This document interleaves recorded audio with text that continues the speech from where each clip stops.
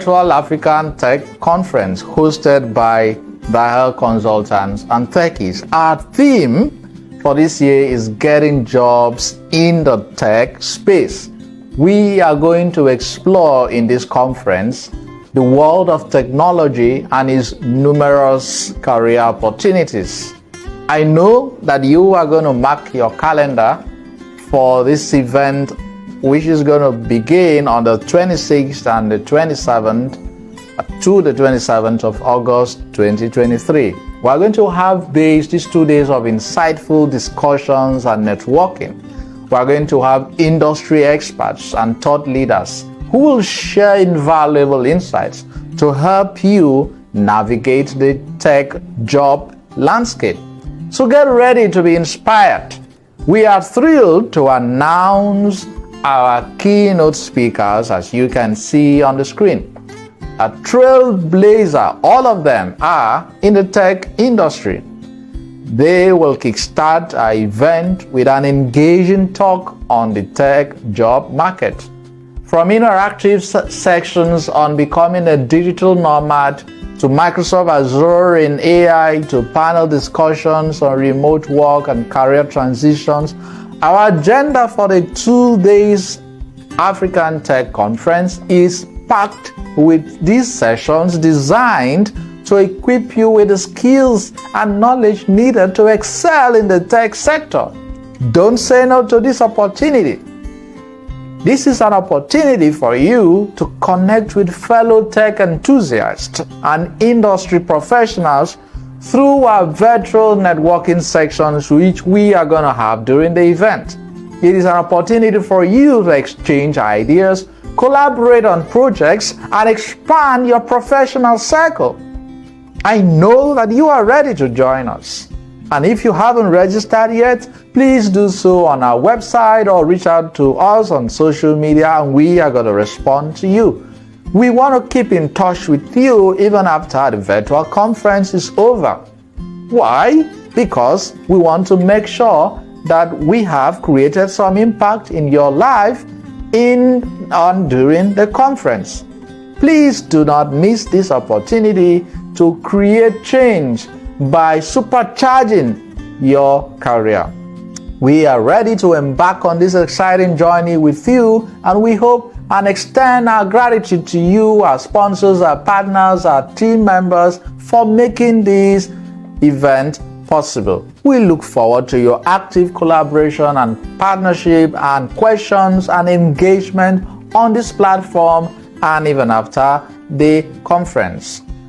We want you to be able to dive into the world of tech and get out and get unlimited tech opportunities. So, see you soon and enjoy the conference. Bye.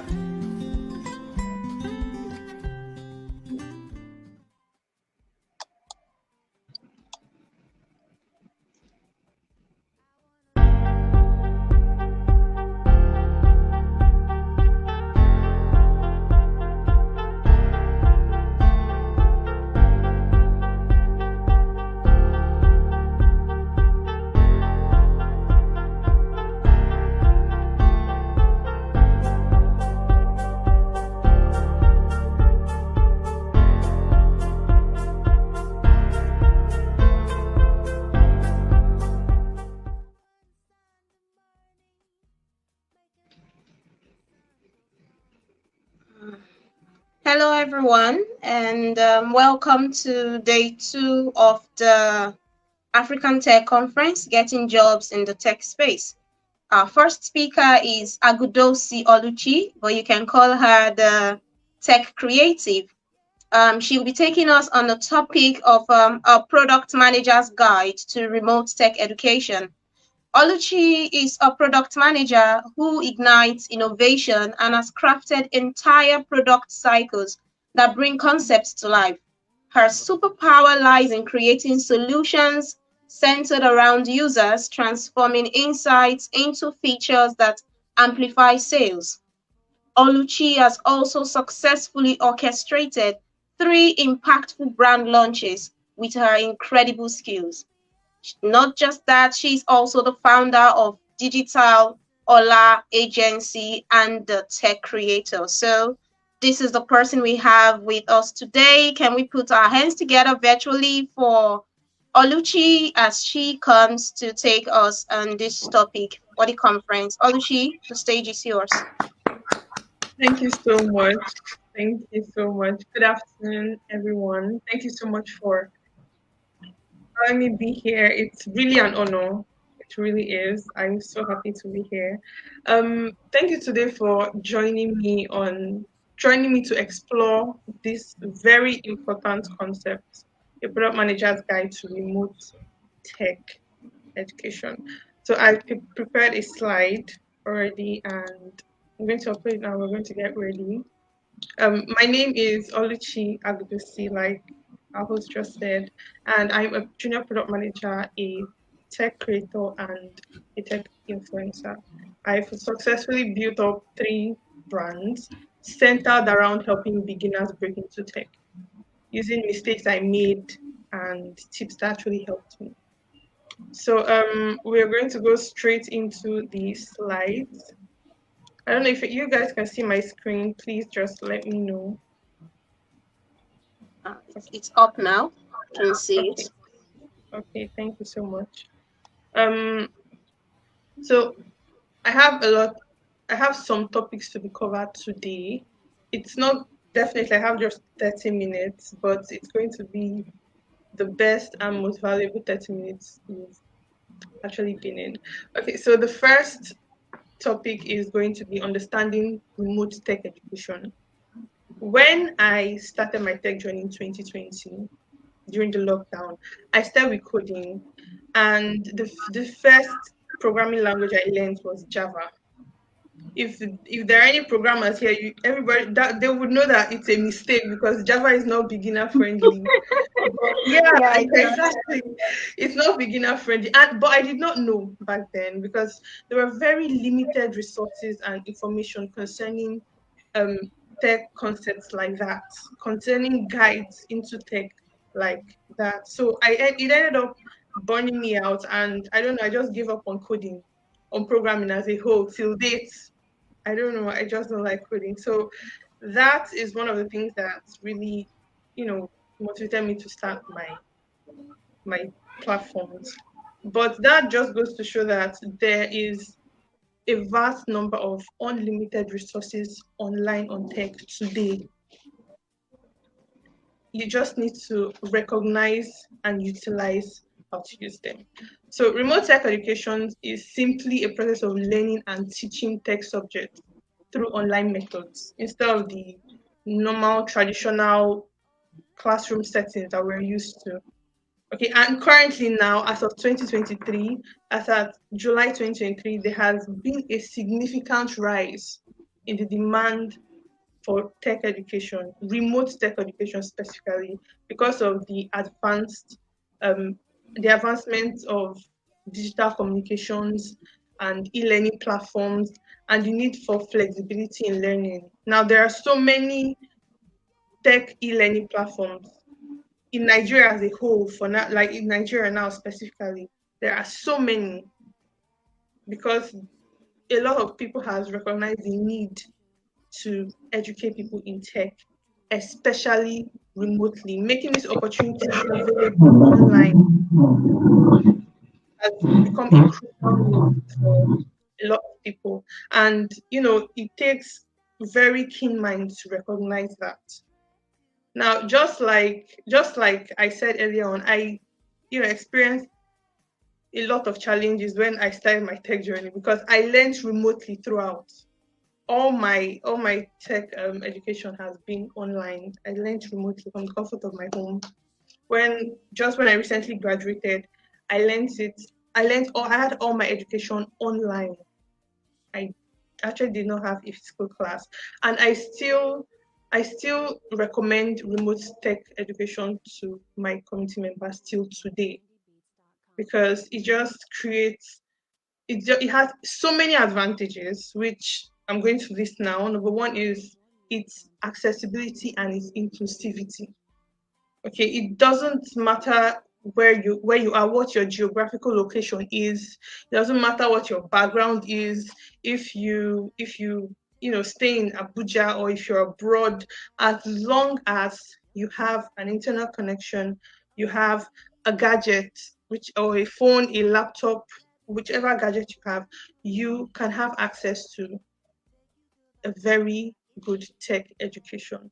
That is one of the beauty of remote tech education. You can be in your house and you will upskill yourself in a matter of months, and you can change your life.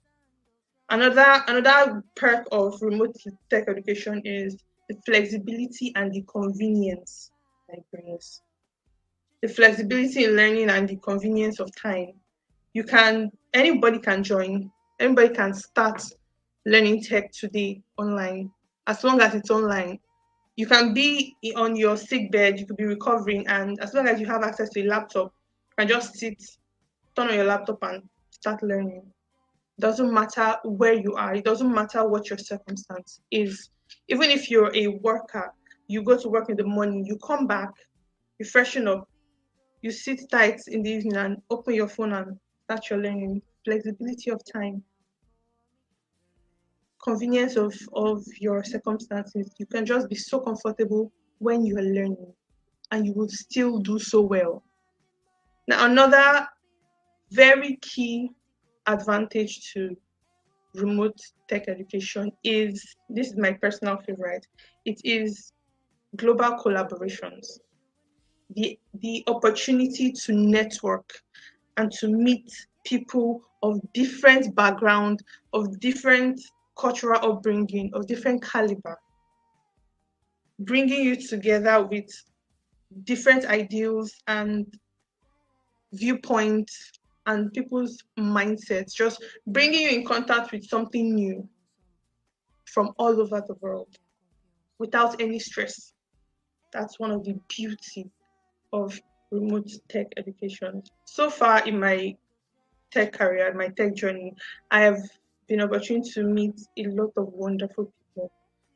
Some in Germany, some in France, some in South Africa, some in Nigeria, all because of remote tech education. Now, just like there are pros, there are definitely cons, which I experienced. And I think one of the most crucial challenges we have with remote tech education is one I actually faced too, and a lot of people face as well, is time management and self-motivation.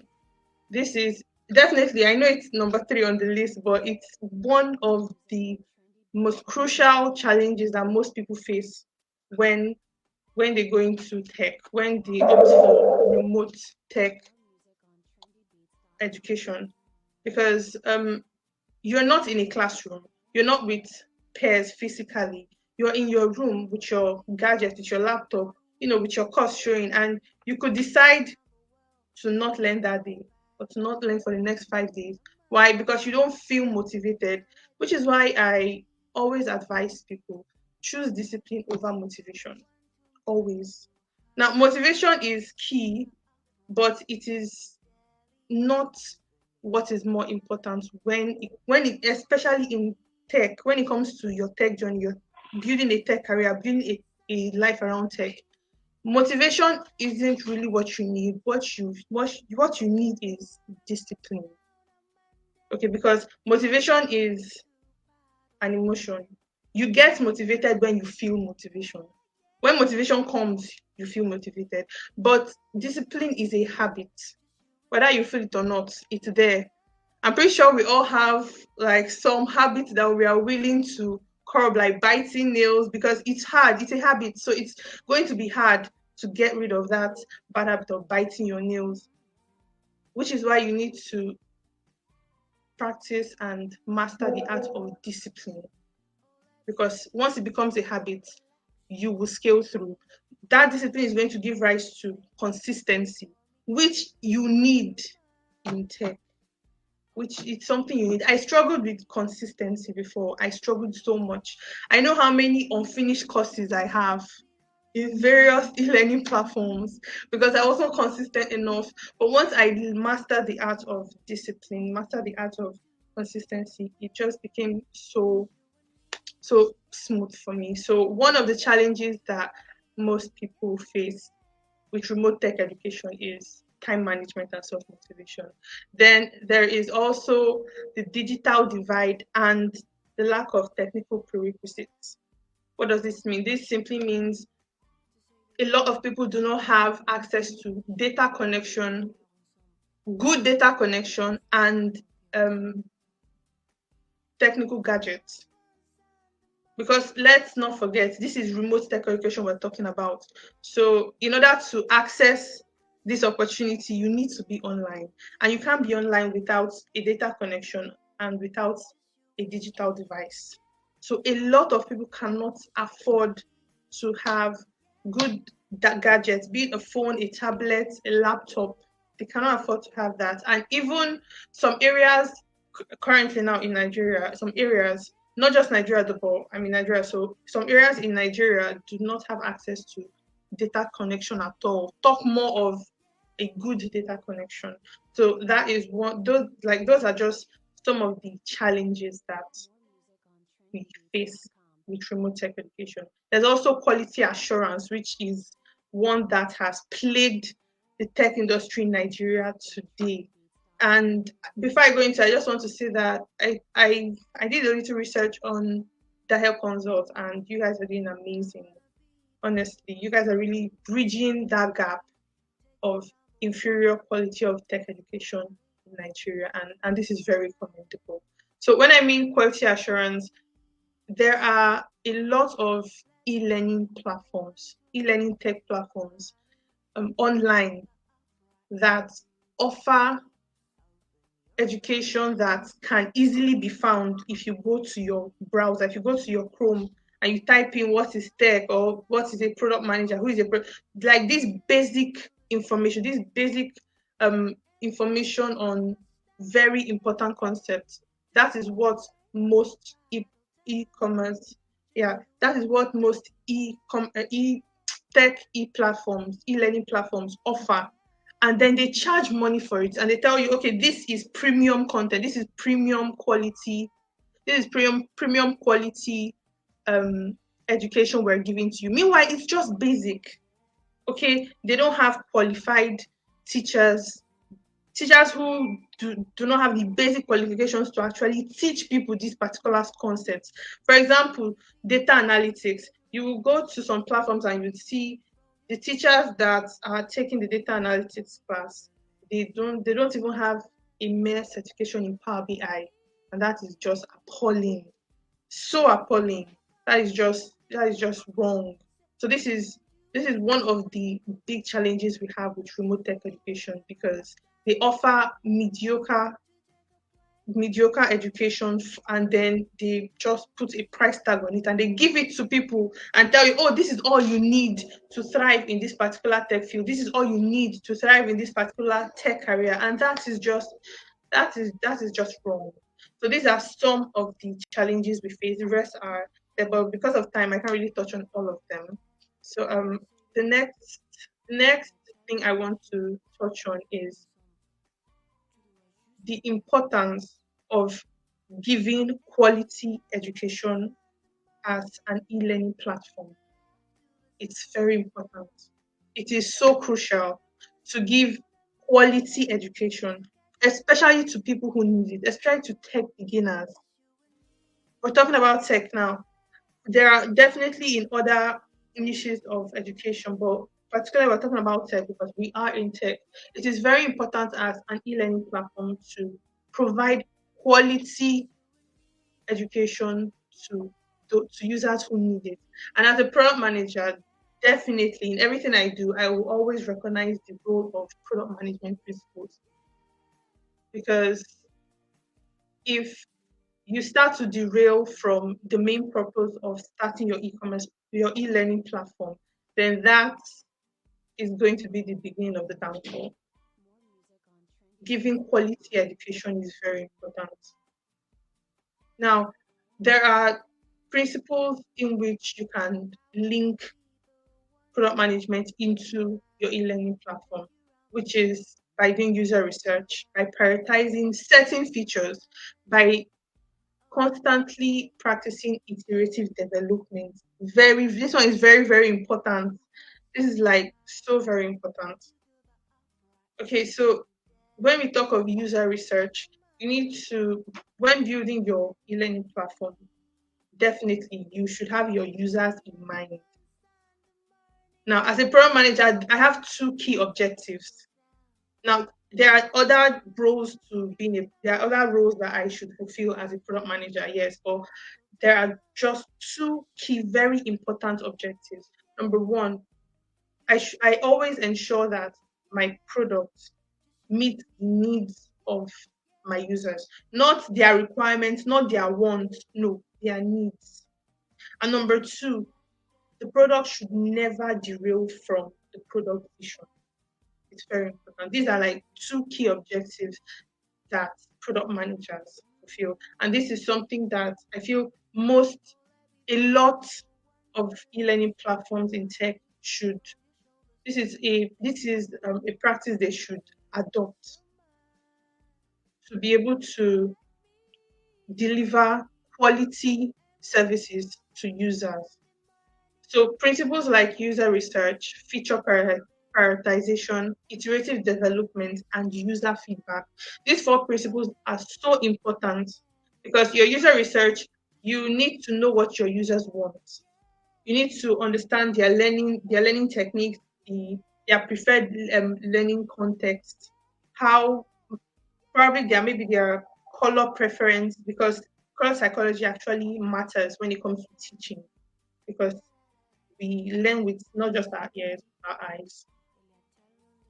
Okay, and the eyes is like the visual camera of the body. So whatever it is we see is permanently registered in the brain. So user research is very important. You need to conduct quality user research when it comes to building your e-learning platforms for your users. Please, if you are I don't know the audience here, if you have a tech e-learning platform, you should always build your platform with your users in mind. You are building it for them, not for you. Do it with them in mind. I During my tech journey, I'm not going to mention the platform, but I took one course with this particular platform, and when I applied, I paid to gain access to the classes, the videos, and I just realized that most of what they were teaching me was just things I already like. I just go on ChatGPT and it comes out. Just go to Chrome, type out who's a product manager. Like everything they were teaching was just basic, mediocre um, teachings, and it's something I can definitely just learn on my own. Go on YouTube and I watch all that. It just broke my heart because I was like, I really need to get certified in this role, but this is what you guys are giving me mediocre content. How exactly am I supposed to go? And they're still in business till today, still repeating the same cycle. So this is why it is very important for you to ensure that you put your users in mind when you're building your or when you're iterating your e-learning platform in tech. So there are three key ways you can apply these four product management principles into your e-learning platform. Number one, user-centered design, like I said.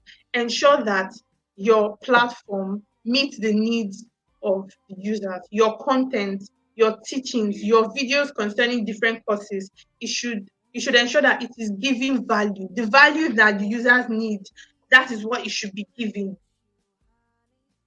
That is what it should be giving. One of the ways to ensure that your platform is up to bar with the user-centered design is to conduct user research. Okay, know what your users want. What kind of learning technique would they prefer? What are the best colors that some people may have issues with certain colors, and this could actually help with their learning. Know what their preference is. Make sure you know them in and out by conducting user research with surveys, questionnaires, polls, live session Q&As. These are ways you can know what your users want, and then you incorporate that into your platform, into your services. And then there's iterative development. Iteration is simply the continuous improvement of a concept, an idea, a product, a solution. Keyword being continuous improvement. And how can you incorporate iterative development to your platform? By listening to your users, user-centered. When you listen to your users, they tell you, okay, this is what I would like to see on your platform. Then you put it into your platform. You make sure you continue improving your platform to suit the needs of your users, to ensure that you give them the quality that they need to thrive in the tech world. Then the last is feedback loops. Create opportunities, create create the avenues for your users to interact with you and to be involved in the development of your platform, because your platform is for them. It's not for you. You will not learn all the courses by yourself. It's for them. So create room for feedback, um, comment box. Thank you very much, Modest. Always put your users first. Create avenues like comment boxes, group sessions. Then maybe at the end of every class, you tell them how did you, maybe surveys, open questions or closed survey questions. That is the way to get feedback. And if you notice these three key ways to incorporate product management into your platform, they're like in a cycle, because user-centered design, iterative development, feedback loop. When you get your feedback from your users, you iterate your product, and then you make sure it is up to bar with the users, which is user-centered design. So it works hand in hand. This is to ensure that your users get the best, and your platform, gets the best as well. Because I may deviate a little here, because one thing I've realized is that most e-learning platforms now, definitely it's a business. Even though you're enriching lives with your services, it is still a business. And one of the key importance of a business is to make profits. But the number one of the golden rule in sales is, to make sales, you build trust. And how do you build trust? By delivering value. If you make your users the backbone of your development as an e-learning platform, you're going to deliver value, and that will bring trust, and that will bring sales. Because not only will they come back to your platform time and time again, they will bring people. That's just how it is. Okay, so when it comes to user-centric design, it is very important to prioritize your users, like I said. Very, very important to prioritize your users. And there are key factors you should look into when it comes to prioritizing your users. There's a demographic, there's behavioral, there's financial, there's transactional. Demographic, man, are they okay? What demographic of people would be more interested in tech? Currently now, more women are joining tech because there has been an awareness of the deep blank hole of lots of females in tech. So women are like plunging head first into tech right now. So these are like stats to consider. These are statistics to consider. Prioritizing your users and prioritize getting them involved in the growth and quality of your platform. It is so important to understand their needs and their preferences. Super important. Make use of your user insights. Make use of your user persona. Create user personas and give them characteristics of possible users using feedback from your surveys or your questionnaires from your user insights to create user personas and tailor those experiences to the user's needs, to the user's requirements. to be able to serve them better with your platform. So when it comes to delivering quality education using your e-learning platform, it is important that you put in the work, you invest in very good content creation. I'm not talking of going on Instagram now. I'm talking of your learning, your teaching materials, what you use, the kind of videos you put out to educate. Okay, one very serious issue that we have, people have, with learning tech online is how easily you can get tired of learning. Okay, not Hmm. yeah, how easily you can get tired of learning. How you could be, for example, I could just be, learning on maybe on a platform, and maybe I'm learning data analytics on that hill, and I just get bored. It happens. It happens a lot, and it's normal. Even normally in a classroom, even in secondary school, even in the uni, there's some classes we attend and we just be like, oh God, I want to sleep. I'm so tired. Why? Because it's normal for your brain to get foggy because what you're engaging in a monotonous activity. You're just sitting down there, you're learning, a message is being passed across. Sometimes in the same message is being passed across 10 times in a particular video, you're bound to get tired. So ways you can help grab your users' attention and to help them learn better is by incorporating interactive elements. Use multimedia, use animations, games in your learning. Incorporate that in your learning because currently now the human attention span is very short thanks to social media because people are just scrolling and scrolling and scrolling. So it just gets shorter over time. I think currently now it's 4 seconds. So, and that's just for social media. So imagine you're actually learning something as complicated as tech, like maybe programming or C++. You're not sitting down there. Definitely, you're bound to get tired. So make learning interactive and fun. Make it captivating. Make it enjoyable. You don't necessarily need to give long breaks or something, or just incorporate total games. No, just find a way to balance it. Education, entertainment, edutainment is very important.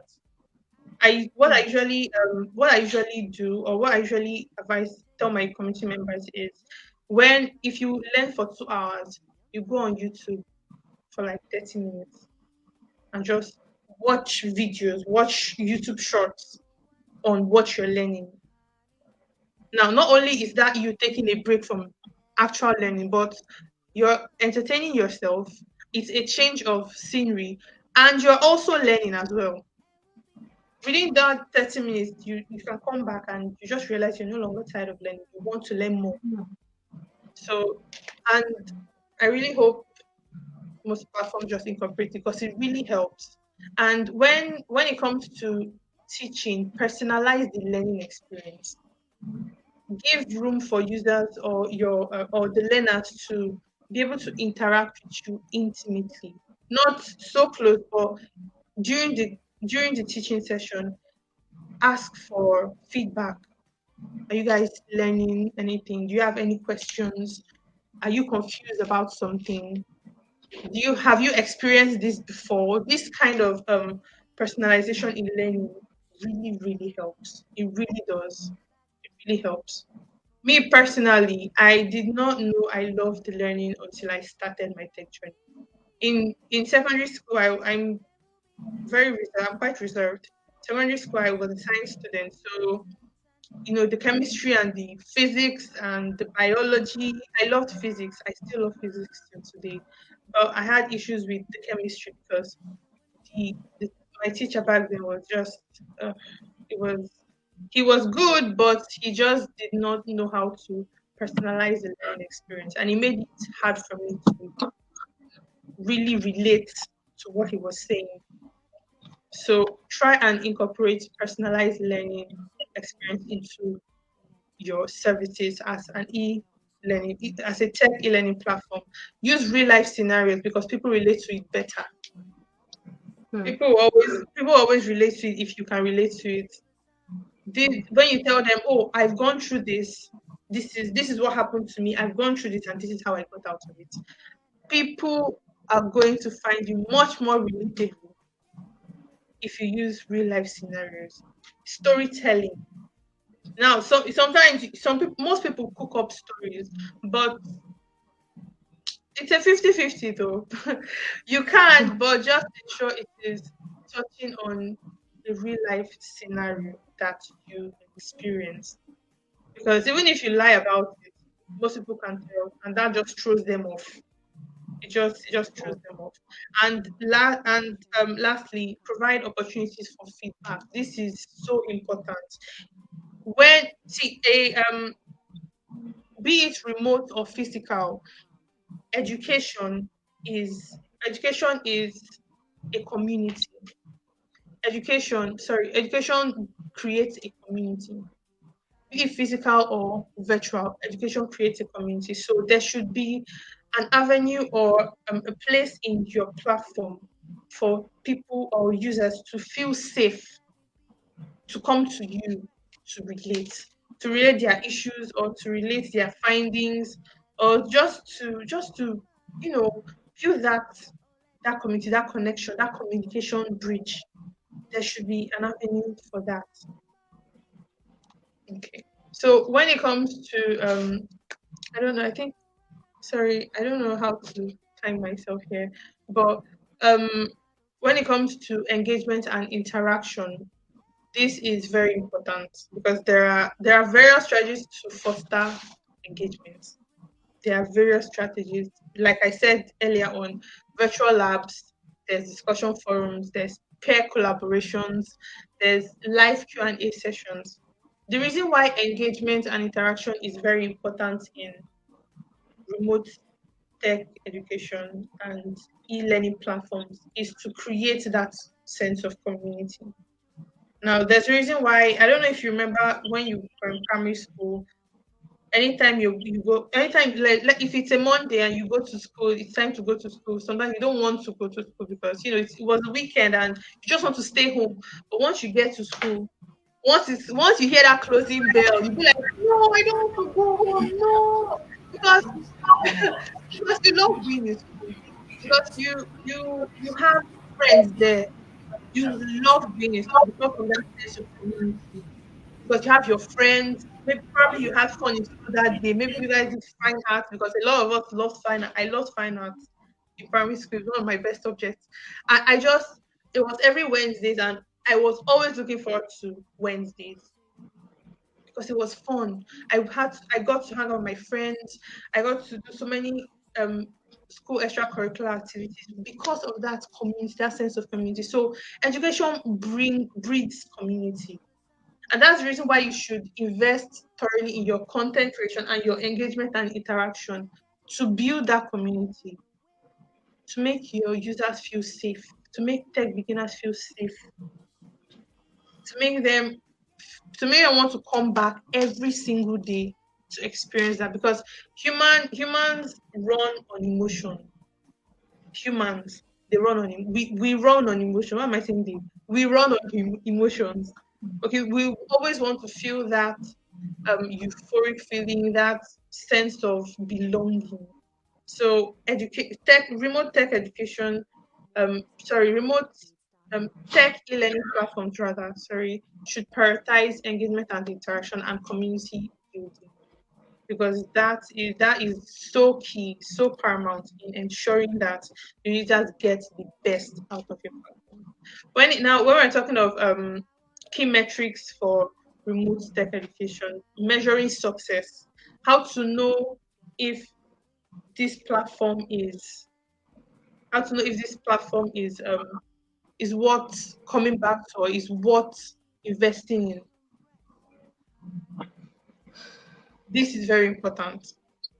Now there are definitely key ways, but when I mean measuring success, when I talk about key metrics, it's something we call KPIs in product management, key performance indicators.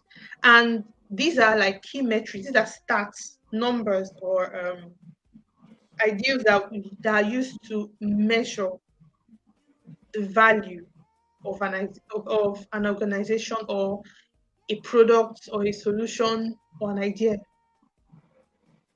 It's basically just used to measure it. Measure, okay, is this giving value? Okay, is this worth it? Is this worth investing in? So those are KPIs. And the three main KPIs that most e-learning platforms should prioritize are engagement, completion rates, and feedback loops. I know feedback loop is back from the other slide. That's because it's very important. Now, user engagement. If you are an e-learning platform and people are not engaging with your product, then that is a problem because these platforms are built for them. It's very important you look into this, you invest in them, invest in these because this is what will guarantee continuous delivery of quality from your platform. User engagement.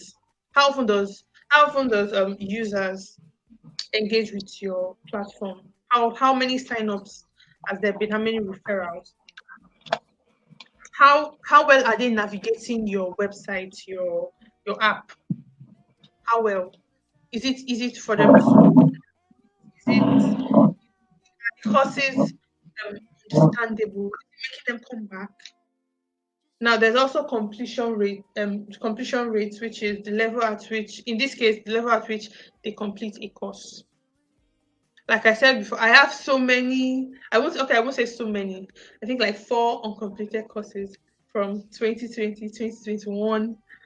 I'm still going to complete some, but I may not. I don't know. Some I stopped because I chose a different path. Most I stopped because I just got so confused. Your completion rates are so important.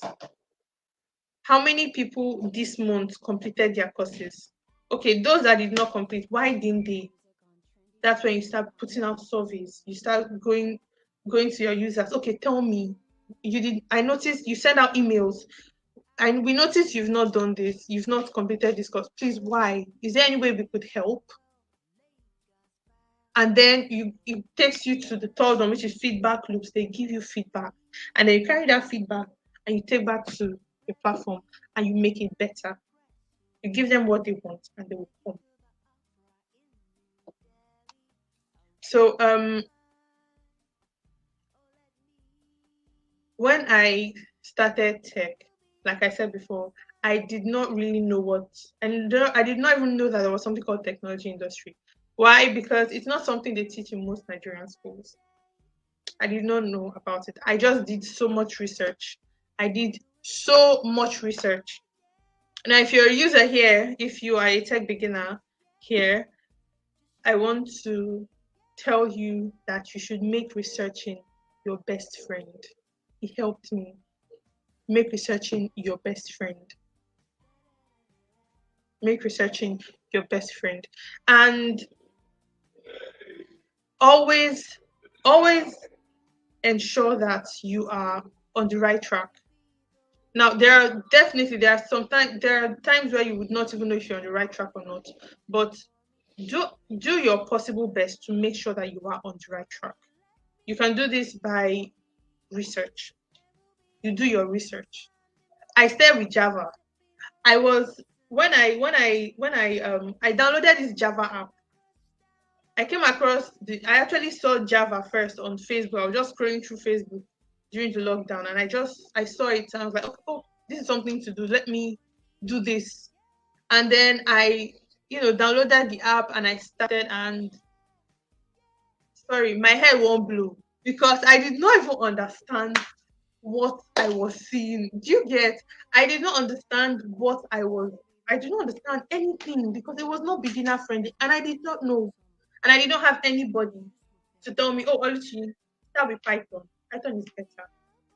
Java is a little bit more complicated. Start with Python. I did not have anybody to tell me that. Even when I went online, I still did not see the answers that I was looking for. Then I went on YouTube and I started doing so much research back to back. I started watching videos, trying to understand, oh, okay, what exactly is this? That was where I got introduced to technology. And then there's something called the technology industry. I did not know that. Another, before we go into this next slide, another um, one very important factor that tech e-learning platforms should look into is creating avenues for users to network, for users to communicate. Because this is a very big issue. It's a very, very serious issue. You need to create a platform or an avenue or an opportunity for users to actually interact with themselves seamlessly without hassle, easily, even during classes. You need to create quality avenues for users to interact because it's remote, so they're not seeing each other. They only see each other through the screens or through chats. So how are they going to understand the value of networking, which is something they really need in the tech industry? It's so important for tech beginners to learn how to network. So very important. Like I said before, I'm very reserved.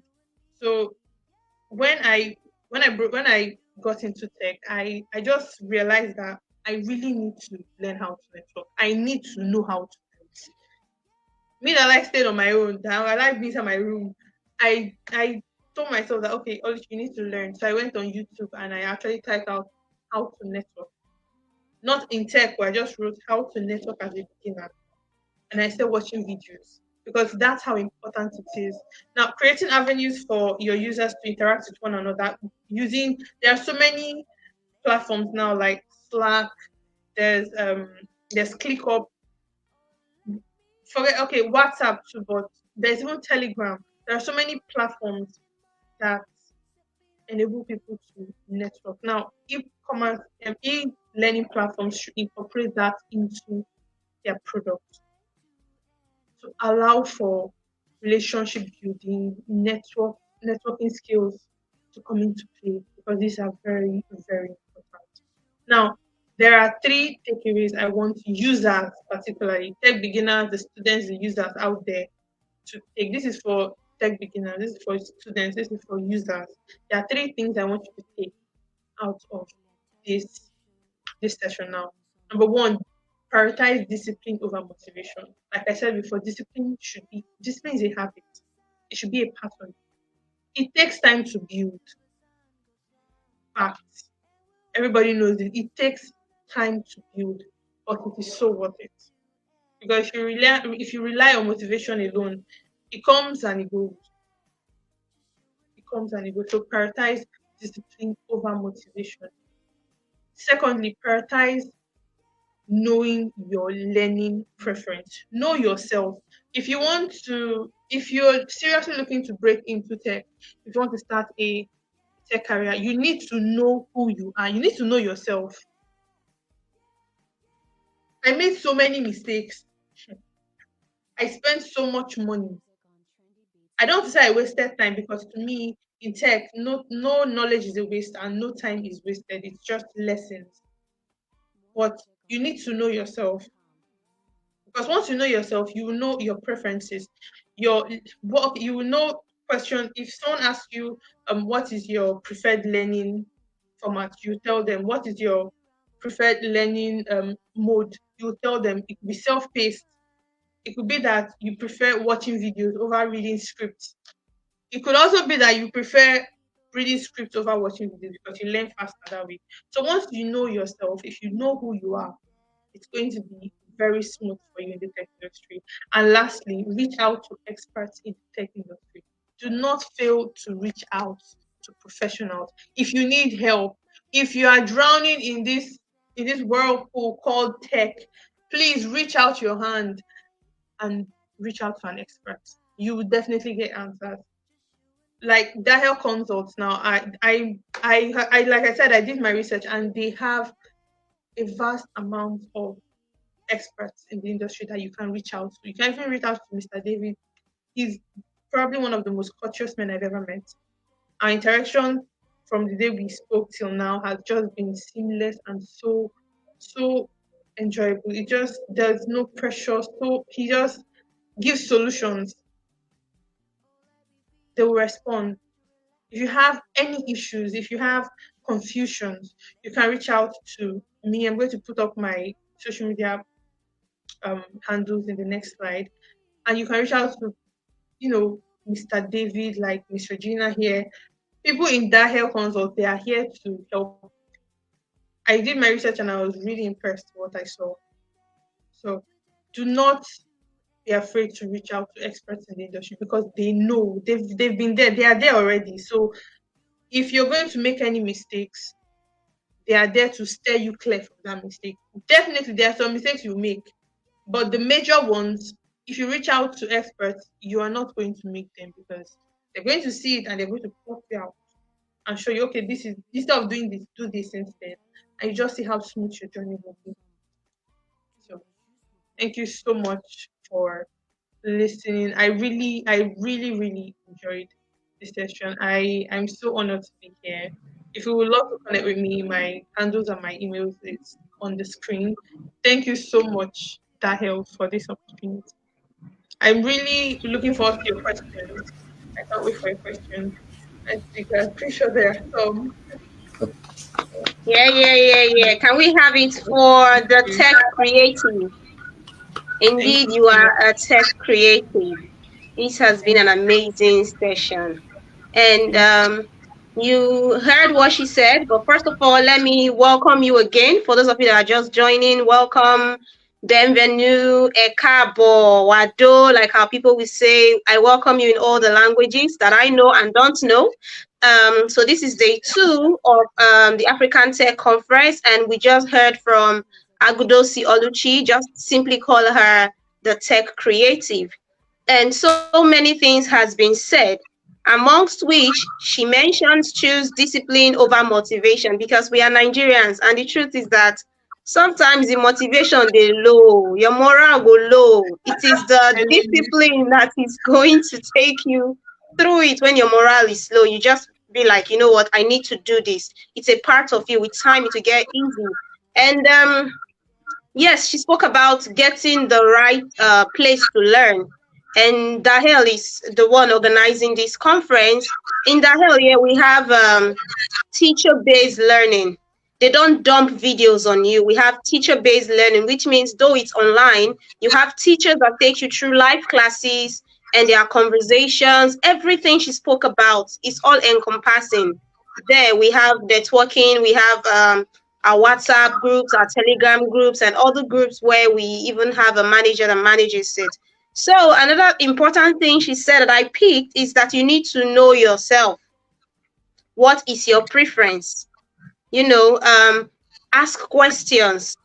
Don't just jump into something because you see it online that's selling. It might not be something that you don't like. It might not even be beginners friendly. And then you get frustrated and you be like, oh my God, this tech is not for me. Tech is for everybody. Just find your niche. Okay? And you see all those things are intertwined. Tech is a relation. She mentioned KPIs and she said project managers use it. And I was just smiling because as a data analyst, KPI is your language. So well done. Let's have a virtual clap for Oluchi. thank And you so much. my name is Regina. Once again, I'm the moderator for day 2. Second speaker is already in the house. It's by person. As I'm talking, please take note of her social media handles: Instagram, TikTok, Twitter, LinkedIn, Facebook. She's one of the experts she just spoke about. So please get into her DM, connect with her as you're connecting with the rest of Thank you. them. So thank you so much, Oluchi.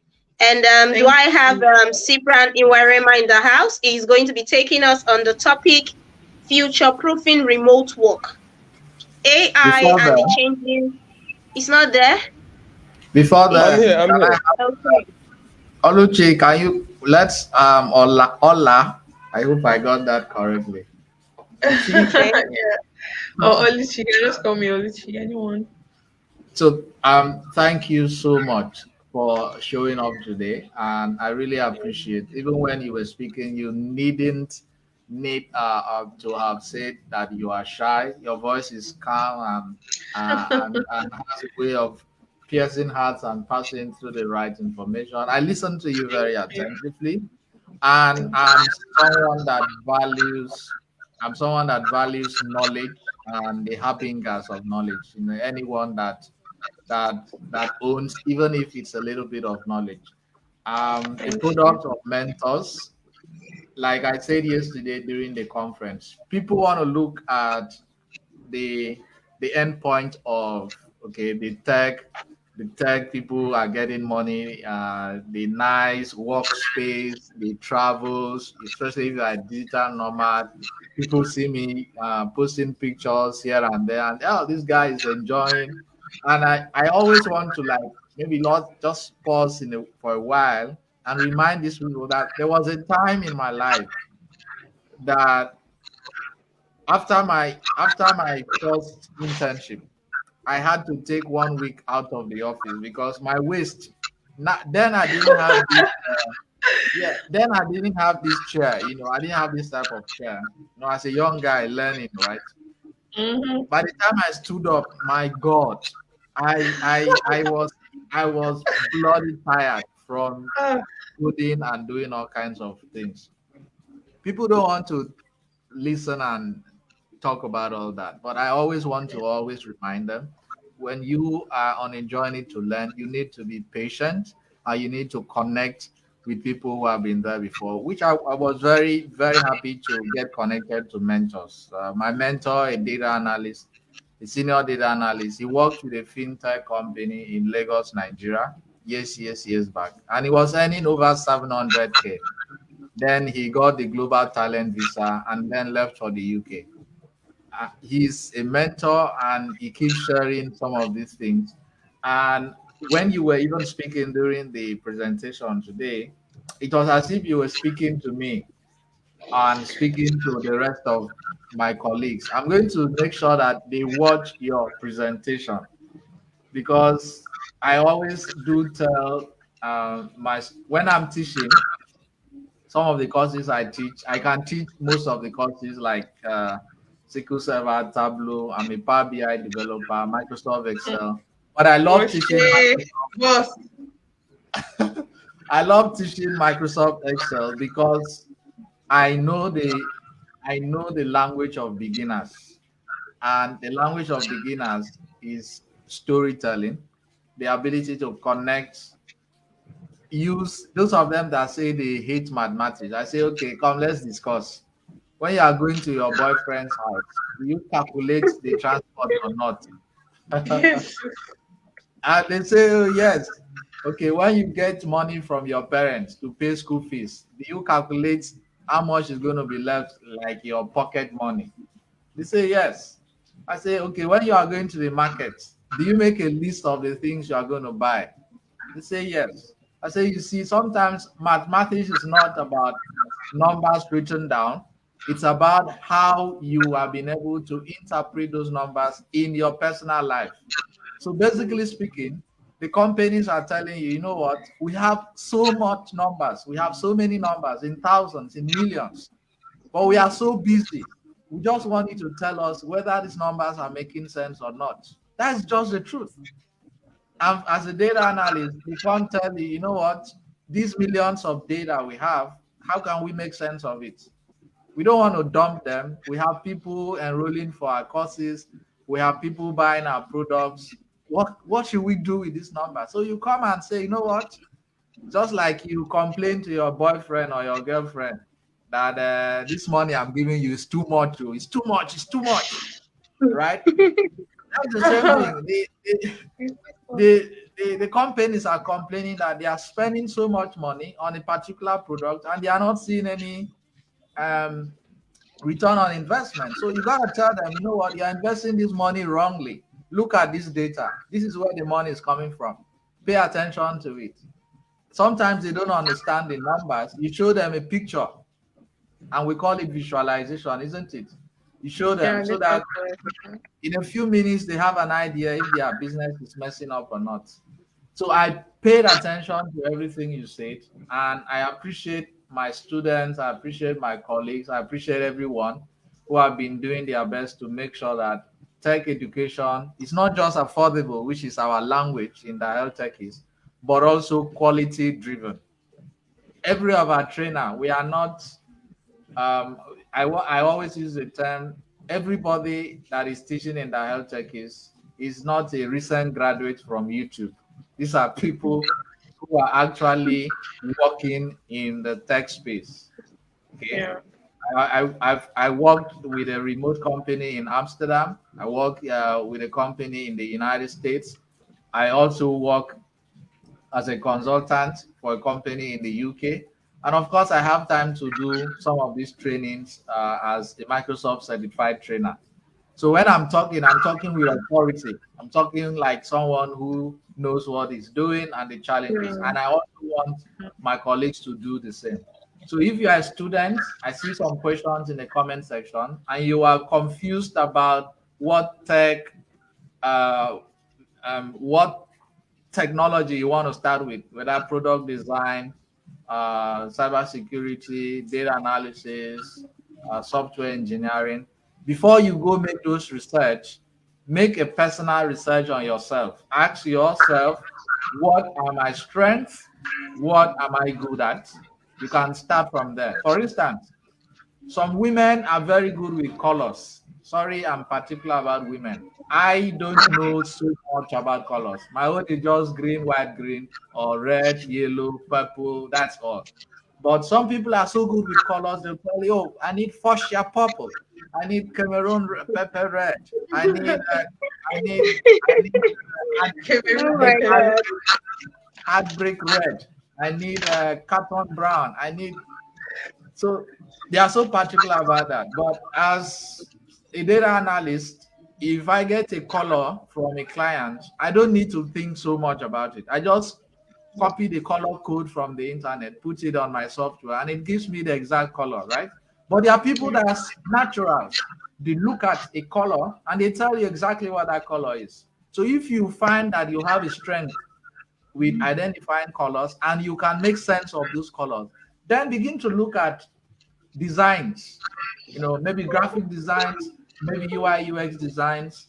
Begin to go get attracted to technology that makes use of design interface or color interface. Now there's a new section in artificial intelligence that wants to teach train machines to identify colors. You may want to specialize on AI in terms of color engineering. It's something that's coming up, right? Robots are being built to identify colors, right, and to identify even in the medical field, people who are colorblind. You may want to so look at your strengths first, and then look at the technologies available, and then go build your strength on that technology. You would blossom. Stop being a prostitute, moving around from one.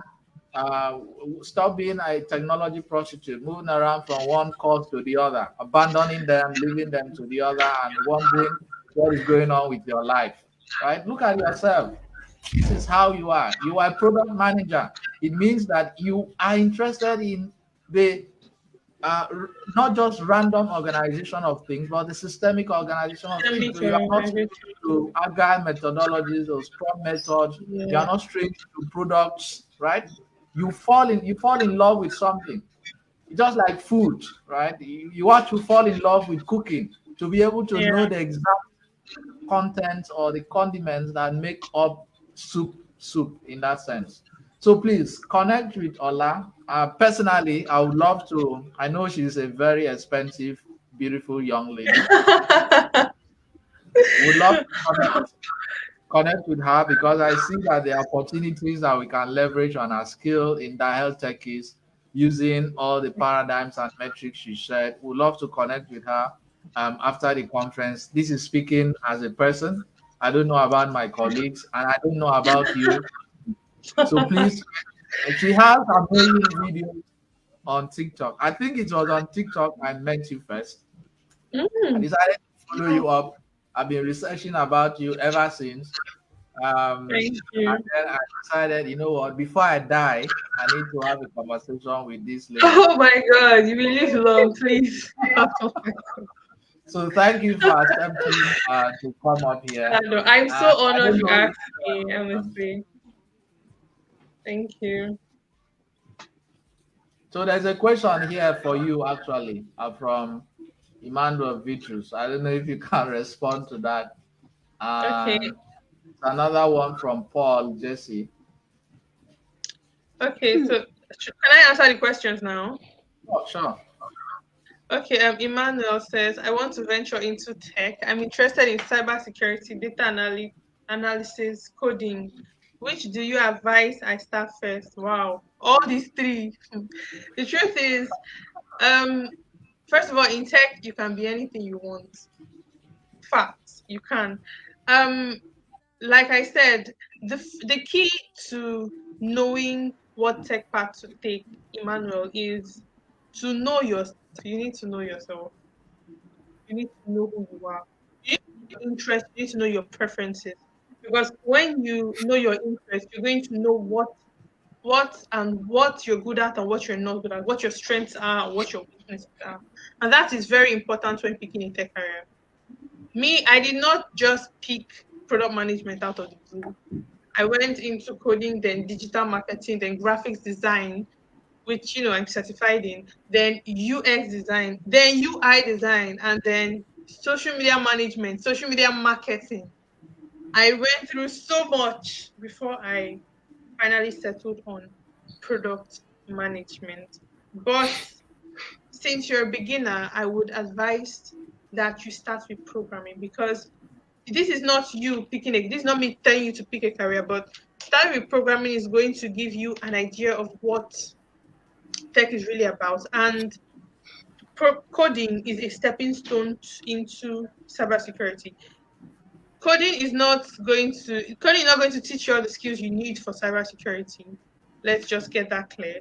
But it's just like learning IT. Information technology is like a foundation course that is going to give you the leverage you need when breaking into tech.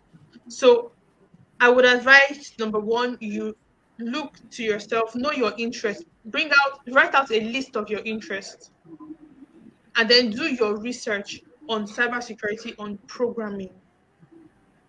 Okay, use your interest to align yourself to either one of those careers. And if you still need further help, you can send me a DM. I will definitely help because time is going.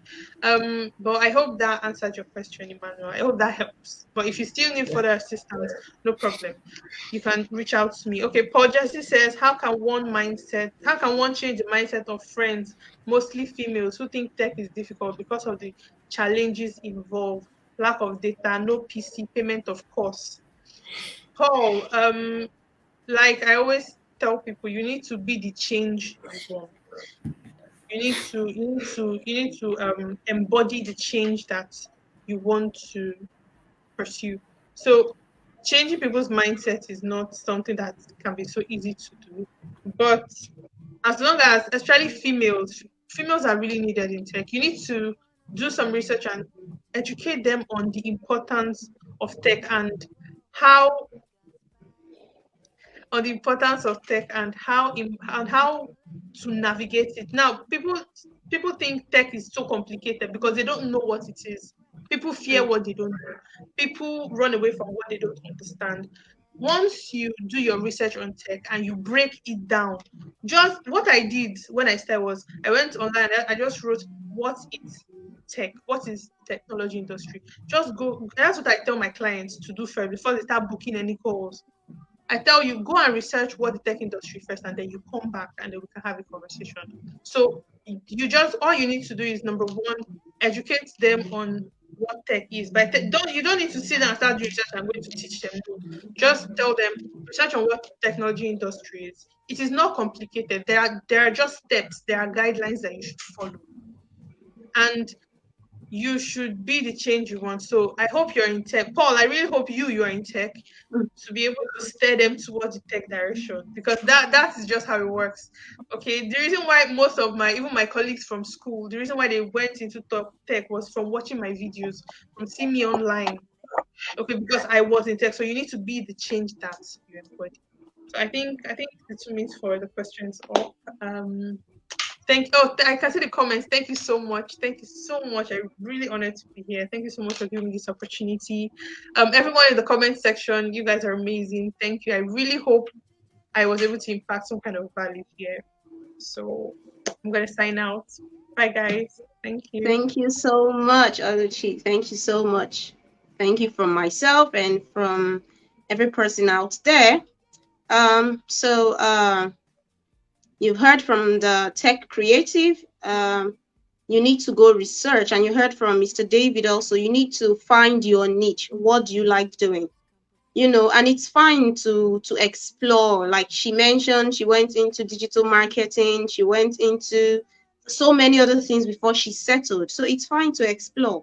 Before I settled on wanting to focus on data analysis and data science, I actually did some exploration on UI UX, but thanks be to God, I met Mr. David and I met Dahel, and so that's it. You also need inspiration, like she spoke up to the person who wants to encourage his friends, his female friends, to get into tech. You have to be in tech first.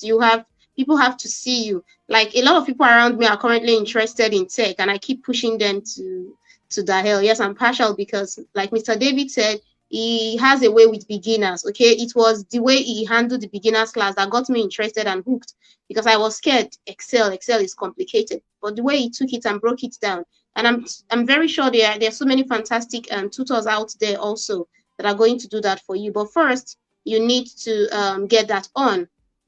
So now we're quickly going to move on to the second speaker. I've seen him in the house, Mr. Cyprian Iwairema. He will be touching on the topic future-proofing, remote work, AI, and the changing landscape of tech jobs. And this person, Mr. Cyprian, is a software and AI model engineer. So for those of you who are interested in AI, I'd advise that you sit tight and get ready for this next session. He's currently a partner at Microsoft for Startup Founders Hub and is the leader developer for Dahel Techies. Cyprian has experience in developing softwares in the edtech, fintech, e-commerce, and custom software solutions for clients both home and abroad. He's also a tutor, a mentor, and a tech community builder. That's an amazing profile. And I can't just, I'm so ready, so ready to hear from him. So let's give him a virtual clap. Right now, Mr. Cyprian, are you there? Yes, I'm here. Okay, can you hear me? So I can hear you, Claire, and now the floor is yours. Okay. Good evening, everyone. And first of all, my time has been severely taken, and you guys owe me an apology. But that being said, it was a nice session. I enjoyed most of the things that were spoken about. Sorry, I don't have a video. You guys understand we're in Nigeria, but I know my audio is loud enough, and my topic is just going to be straightforward because I don't have enough time. So I'm just going to hit everything hard. So I'm touching future-proofing remote work, AI, and the changing landscape of tech jobs. So I'm not going to go about the various tech jobs that we have there. You already know these experts here, people in Power BI, people in data analytics, people in UX, UI. You must have heard most of these professions out there in the tech space. So I'm just going to talk about, as a software developer that also got really upset by the advent of AI, and also scaling very quickly to adopt AI in terms of learning and in terms of trying to use it in building softwares. So I'm going to just hammer on that directly. So first of all, let's just do a recap. What is artificial intelligence? Sometimes these people, in this our tech space, a whole lot of things are very jargonized, we make application look very alien and software look very alien. But I'm not going to go into all that. But artificial intelligence is not natural intelligence in human that's now being transferred into computers. I think we've been doing that using algorithms, and I'll explain the difference between an algorithm and a machine learning model. You understand? When you write a program as an algorithm, it is very predictive. So when I say 4 plus 6 is equal to 10, I'm just doing basic arithmetic. When I plug in basic arithmetic into a software and using an application, is very predictive. But when I plug in the same values into an AI model that has been trained, it does not give the same value. So an AI model is just like a child. When you teach a child 1, 2, 3, 4, and you ask them a question, they are now going to guess the answer by themselves. They're going to do that self-analysis of, okay, 4 plus. They're going to first understand the number, understand the operator. You understand? Maybe it's a multiplication, an addition, or whatsoever operator that is there, and then the second value, and then try to solve that problem. So that's what artificial intelligence does. So if I say 6 plus, okay, let me just very basic. If I say 8 plus 2 with an algorithm, I'm going to get 10. Every time I run this program, it's going to give me 10. But an AI model is not going to do that. An AI model is going to take historic data sets, and then you divide those data sets into two, one for training the model and the other to test the model. The rest we'll use to test the model for accuracy. So if this was an AI model, if I say 8 plus 2 after training the model with data sets, it might say 9.4. It will not say 10. So if it says 9.4, that means my AI, my model is actually learning. This accuracy is nice. If it says 6.2, now there's something wrong. I'll need to train it again through iteration and all that. I know somebody mentioned iteration. So how is it changing how we do jobs and creating new opportunities? There's this argument, AI is going to take away jobs. No, it's not going to take away jobs. Well, we watched until we realized that artificial intelligence, just like every other invention and scaling of technology, is going to change the way we do our jobs. It's not going to take away anything. So it's even going to create more jobs, because we see from typewriters, there is more computers, from desktop to handheld computers to laptops. There is like 1 million times more computers than typewriters. Yes, there is 1 million times. But when that technology was coming, it's like, oh, this thing is going to replace this thing. No, it's just going to make our jobs more easier and faster. And that's what capitalism is all about. And another thing is, algorithms are better than humans. What I mean is, sometimes people say, oh, capitalists, they are bringing robots to do human jobs so that they can, make more profit. But when you look deep down, you realize that if I give 100 people to create a model with the same process of developing 100 cars, you're going to see over 50 different types of cars. One person's tire is going to be bad. One person's door is going to be faulty. So the human error is the reason why algorithmic process of doing whatever in our industries was implemented, because a computer is garbage in, garbage out. You've run the program, it understands the process, it's going to do a repetitive task. Exactly. That's why you see, once a model of motor is out there, the robot is creating the same copy 1,000 times. They are all the same. A human cannot do that. Give that to 1,000 humans, you're going to see error everywhere. So that is that. So AI is just going to change how we do jobs. You understand? It's going to be more faster. You've seen where guys are using bots to check out, make e-commerce purchases that is very fast. They can buy 50 shoes. With the launch of Nike or Jordans, they will just buy 50 shoes immediately using robots. And they've been using it to cheat the system, because a human cannot do that very quickly. So robots are doing that, which are also part of artificial intelligence. So AI is just going to change the way we do things. That's all. Is not going to take anybody's job. I understand people were saying, oh, you can now use an AI to build a website. Yes, you can do that, but then how, after building the website, how do you edit your information, contact information? You still need a software developer. You need to go into the code there and do all those things. And if you don't know it, you don't know it. As simple as what's it called?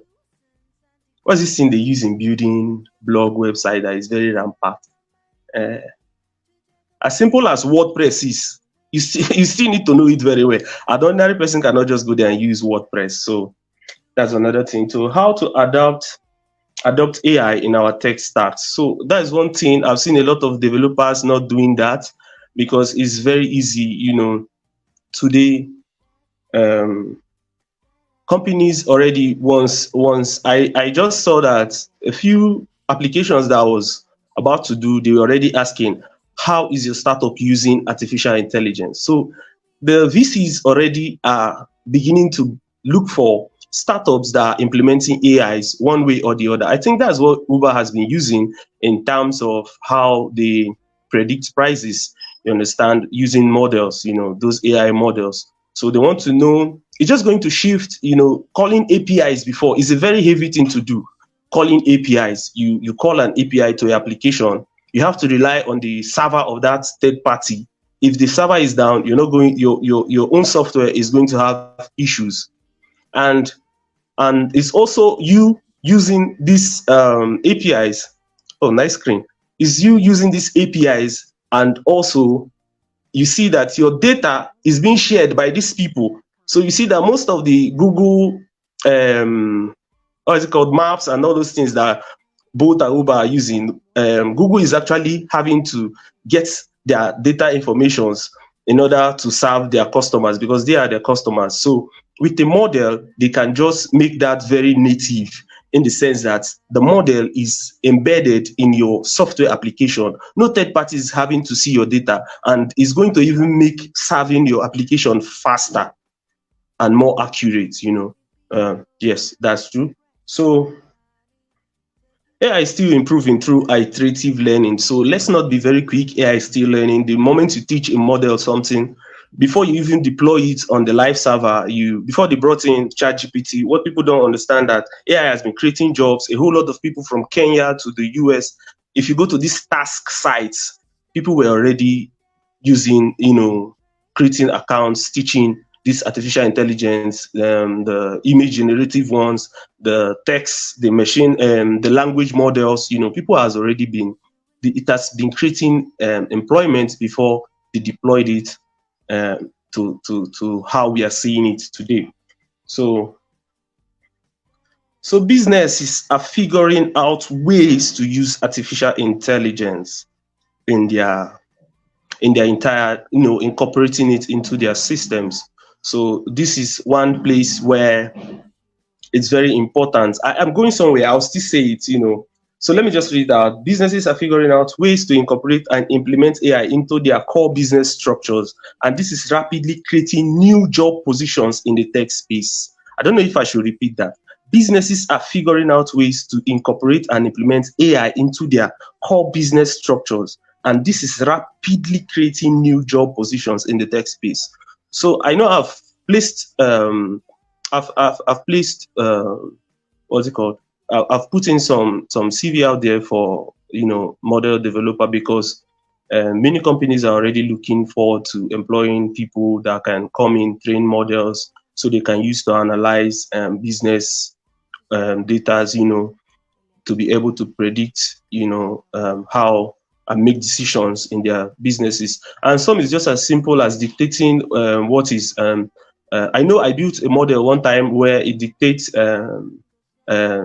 users' comments on an e-commerce site. So if it just checks negative keywords, and then once it matches anyone inside of the data that has been used in the data set, it understands if this is a negative comment or a positive comment, so it just flags it negative comment. I think it's the same thing Facebook is using with all their community standard stuff, where a certain word you use, it just flags it up automatically.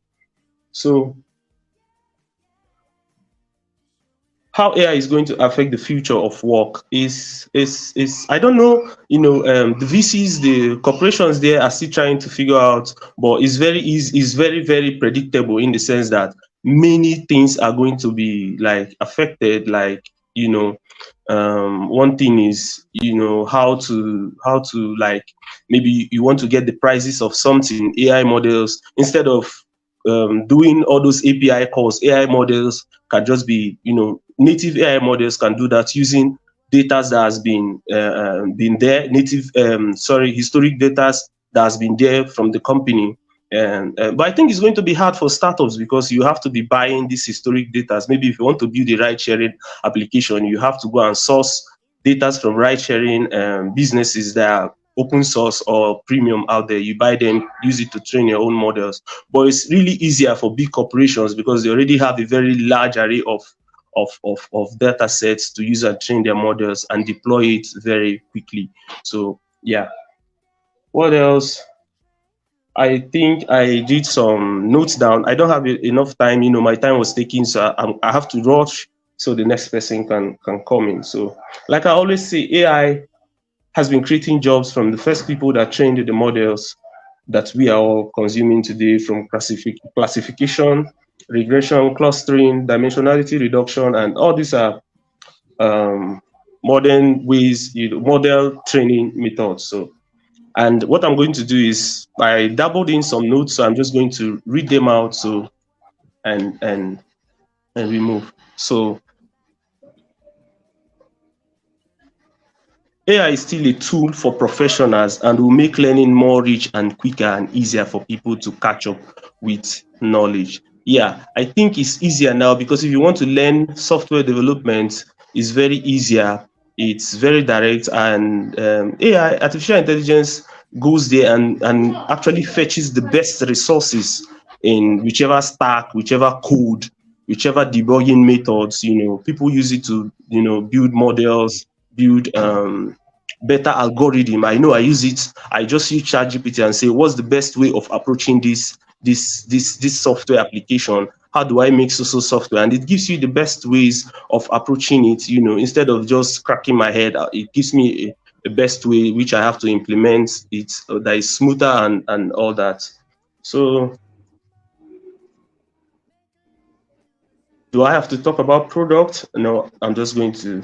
So those saying AI is all hype and those at the other end saying AI is going to scrap jobs are like two extremes that are not seeing the very benefits of artificial intelligence. AI is going to improve how we do our jobs, and it is going to help us do them better because of how better at task algorithms are than humans. But also, we must understand that AI, aside their learning phase, are still very much new to real life situations and are adapting from continuous and iterative learning. So this is not a time to be skeptical. This is not a time to be arguing. This is a time to be adopting and testing and looking at areas where AI can help you do your jobs better. Like me, myself, since I realized that VCs are looking at startups that are implementing AIs, I've figured out ways where I can implement AIs, in my startup, yeah. And I have to also expand in other ways, So that's that. So it helps us to do better business analysis, get leads, and improve your social engagements, and expand your knowledge base in your area of expertise. Explore areas in your field where it can help you. So what else do I have to read? Whether these arguments are true or false, I still don't know. Okay. I think I'm going to just say this. Okay, so startups have an analysis tool. Yeah, so AI is helping. I think this is the best time for startups because startups have an analysis tool to use in testing their beta versions. Although having a good AI model takes a few things into consideration and skills to bettering a model for optimal task rendition. This is beyond the scope of this discourse, yeah, but nevertheless, we are looking at a field that is growing, and we will see, as we've seen recently, openings for AI model developers and engineers in the future. It's already happening, it's already happening. So what else? But to state clearly too, AI is not taking away jobs, but improving how we do. I think I've already said that. I'm just reading through notes that I doubled down. So it's just for clarity. I think, uh, okay, so there are still many. So I'm just going to say, okay, in Microsoft or startups, we are being told that VCs are looking for startups. Yeah, they've told us this, that are using AI in unique ways. And this growing trend of incorporating artificial intelligence into the core production of the next generation softwares is proof that the AI job marketplace is growing very rapidly. I'm going to say this for the last time. In Microsoft or startups, we are being told that VCs are looking for startups that are using AI, artificial intelligence, in unique ways. And this growing trend of incorporating artificial intelligence into the core production of the next generation softwares is proof that the AI job marketplace is growing very rapidly. So I'm going to shut the door now because I know that my own time was ticking. So I'm just going to wrap up so the next person can come. So if there's any question, I will take it, and that's it. Thank you. Amazing, Mr. Cyprian. You spoke just like an engineer, straight to the point and Thank you. focused. Now you said so many, so many interesting and powerful things. True, AI is not going to take the jobs, but it is going to enhance how jobs are done. For example, I love the fact that you mentioned coding. Yesterday's session was fantastic, and I remember mentioning that, oh, I was dabbling into, one or two tech aspects while I'm still pursuing my data science. I've noticed that even when I write some simple codes and I'm not getting it, I don't need to really disturb my head over debugging. I copy those codes. I go to AI and I give it the code and I'm like, oh, this is what I wrote, but it's not working and this is what I want to do. Immediately Yeah, it writes out a better code from, even in Power BI when you want to do DAX functions. AI will yeah, help you. Tell AI you want to do functions for this. What about Flutter Flow for the no code software development, product development, or what do we call it? There are some yeah, AI functionalities are already there. You want to create a login, AI already has it created for you. Have you not yeah, yeah, noticed nowadays that when you are trying to register for a lot of platforms, you just see or log in through Microsoft, or log in through your Gmail account, or log in through your yeah, Gmail account. Like the first speaker said, our attention span is reducing, and companies are trying to find ways to get things across without taking a lot of time, because really I don't want to type a lot of my details in registering for anything. So that's a fantastic one. You've heard from him. He has spoken so much on the changing landscape of tech jobs. So look for where and how AI can help you enhance whatever aspect of tech you are doing. See it as a friend, not an enemy. Although I think, Mr. Cyprian, you still have to sound this warning, because what some people are just doing now is just doing giggle, garbage in, garbage out with AI. yeah, I'm going to use an example of something as simple as a CV. They just go there and say, AI, write me a CV. Forgetting, like you said, AI is still new. It's like a child. It's learning. It's growing. It's not there yet. A yeah, thousand people can have that same CV if you do not edit it and submit yeah, it, and which is why some firms are currently having AI tracking devices. When you submit something, they just check it to see whether you yeah. copied verbal Detectors, yeah, virtually from. So you need to give AI something to work with. You need to train it, whether you have a CV before, you want it to enhance it. That's the word, yeah, enhancing. It's supposed to yeah. enhance for you. So Just supposed to enhance for, amazing, yeah. Mr. Stephen. Amazing. Yo. So Thank you. I think we'll check to see if there's any question. Mr. David, I think you were at the back end checking. Okay. Fortune is asking, please, is the health consultants and tech okay, I think what person is trying to say is, do we have training in programming? Um, is Mr. Yes, David there yes, to yes. take it? Okay, yes. So yes, you heard it. And Dahel has training sections for programming. I definitely know that we have for Excel, Power BI, Tableau, Python, and so on and so forth. So yeah, reach out to Dahel. And like I mentioned when the first speaker was done, it is very rich. It is an instructor-led learning. They don't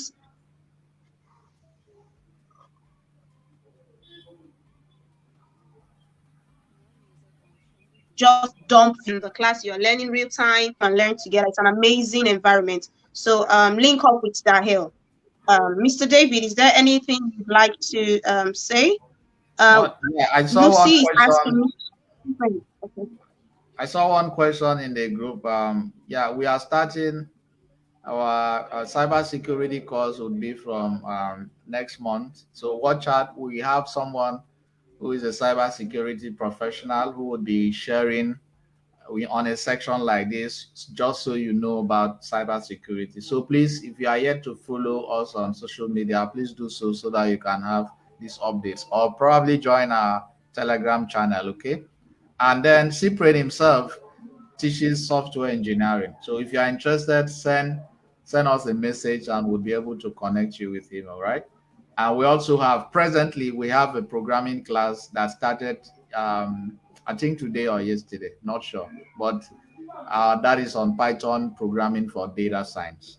Part of this data analysis course, part of the data analysis course includes learning programming software like SQL Server. So that again counts. Okay, I hope you've been able to attend to those questions. Reach out to us in the Telegram channel or in any of the channels, and we should be able to respond to the rest of your questions. So moving ahead. Okay. So without further ado, we are going to be moving ahead right now to our next speaker, Janet Okike, and she's going to be taking us through crafting a winning tech resume. Please, this is very important, everyone.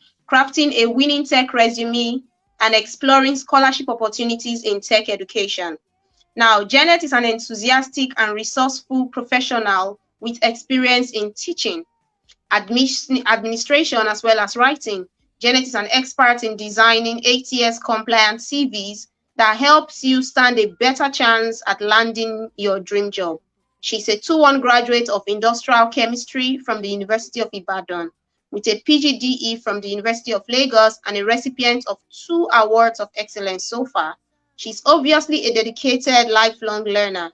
She's currently taking classes on data analytics and AWS. That's an amazing, amazing portfolio. And it just flows. And remember, I was just even talking about people going to AI and just copying exactly what they see there as their CV. So it is a very, very timely class. I need you to clear whatever you're doing and please be attentive as we give virtual claps for Janet. Hello, Janet. Hello, Regina. Okay, Welcome. The am I floor is audible yours. enough? Oh, yeah, All right. you're audible. Hi, everyone. Welcome to this conference. I'll be speaking on crafting CVs and winning tech scholarships.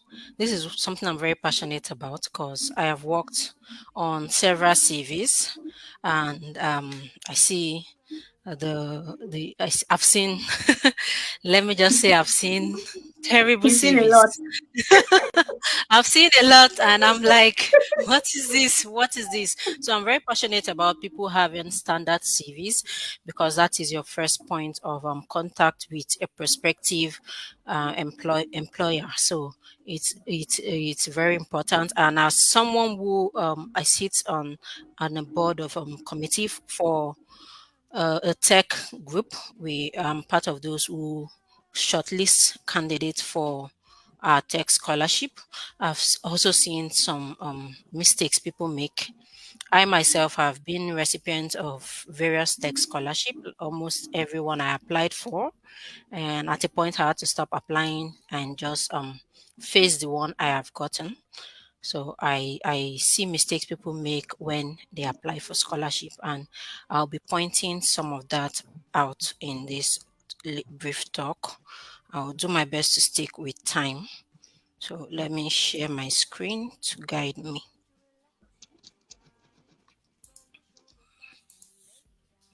Okay. Kindly hold on.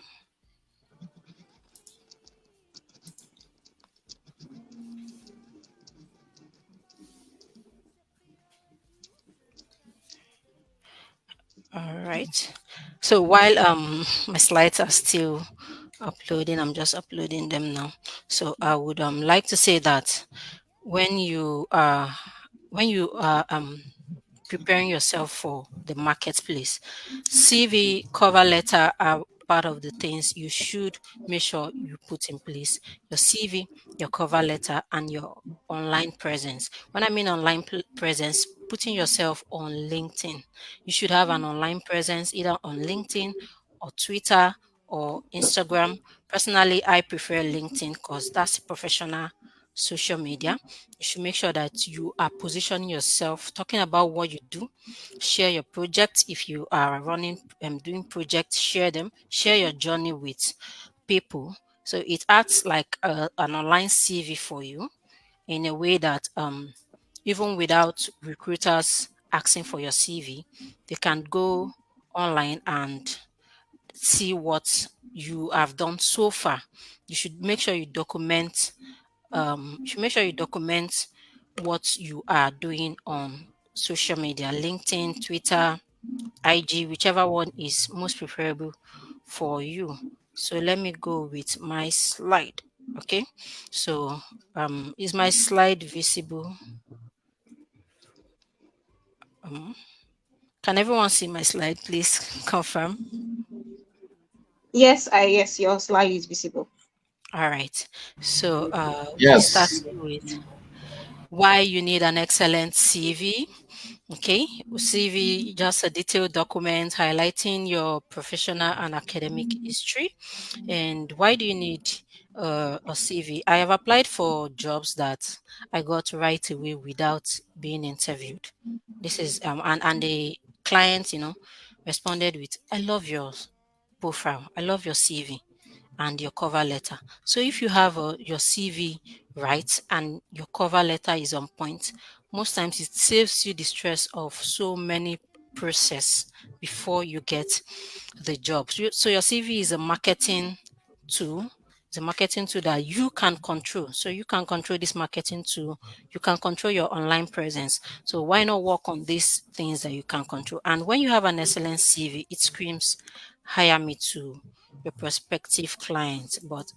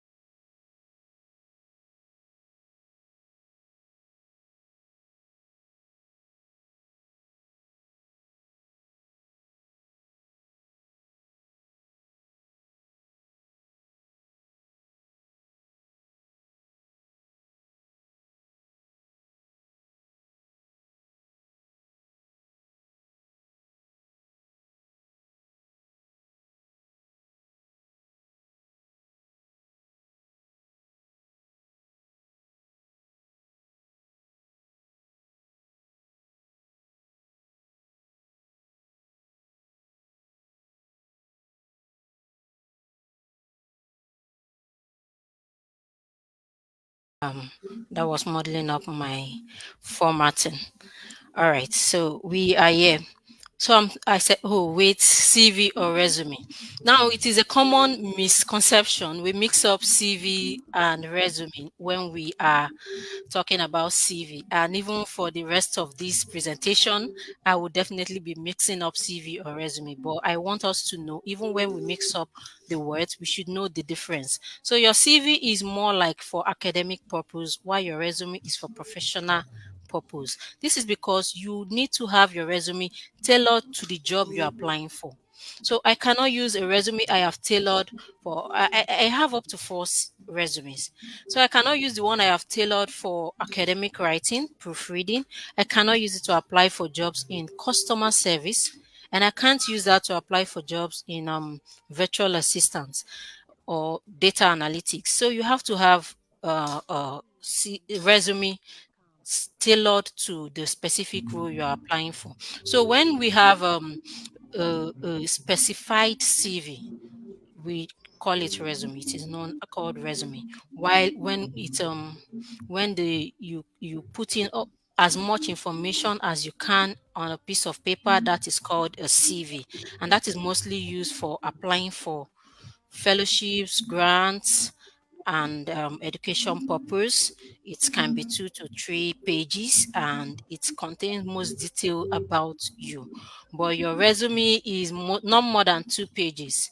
In fact, at most ideal resume should be 1 page, at most 2 page, and then it is tailored to you make it functional mostly.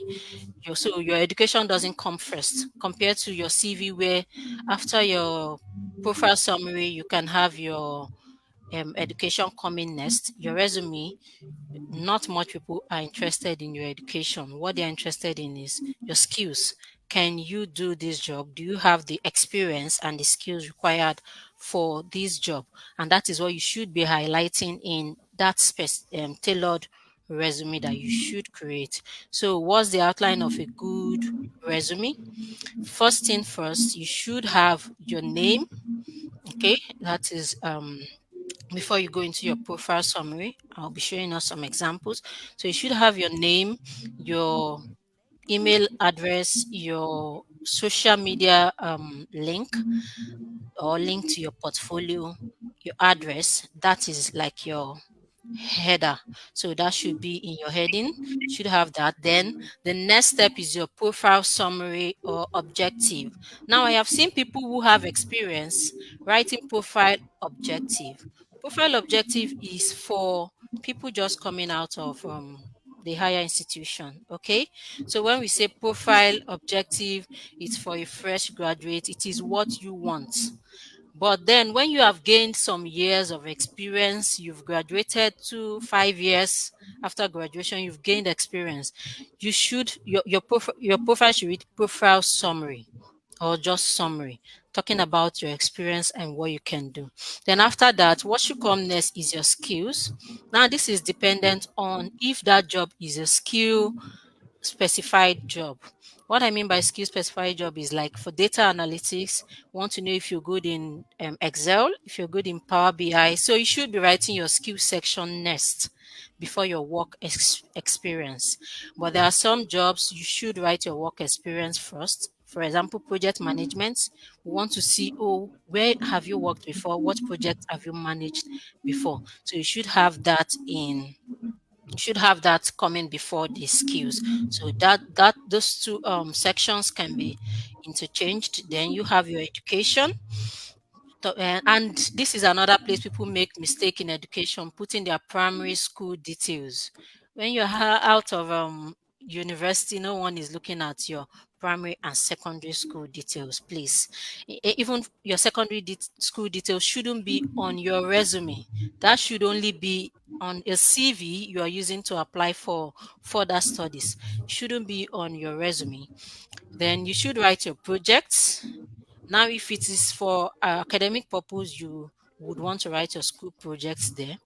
While if it's for work purpose, professional CV, you should write projects you have done in your office, you've engaged in. Afterwards, you should have your volunteer experience. It's okay if you don't have anyone, but most times it's they boost to your CV. So some of us have these volunteer experiences without knowing. When some people come to me and I, speak with them before engaging in their CV, we get to find out that there is a lot missing in their CV.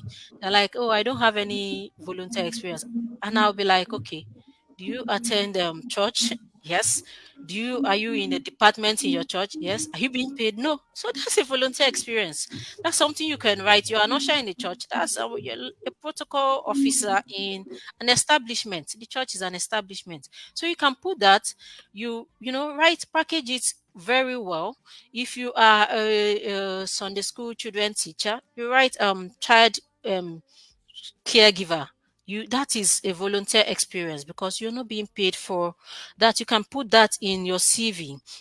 Then you should have your certifications and trainings.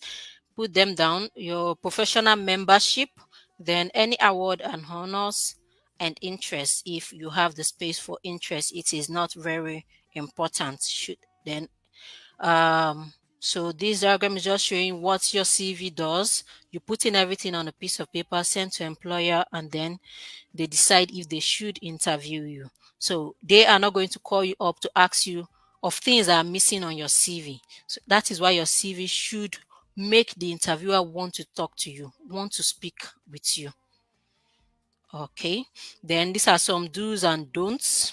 So on your CV, you should use the same font all through, and these are fonts that I recommend: Arial, Calibri, Cambria, Verdana. Use simple fonts. You are Hello, not, Janet.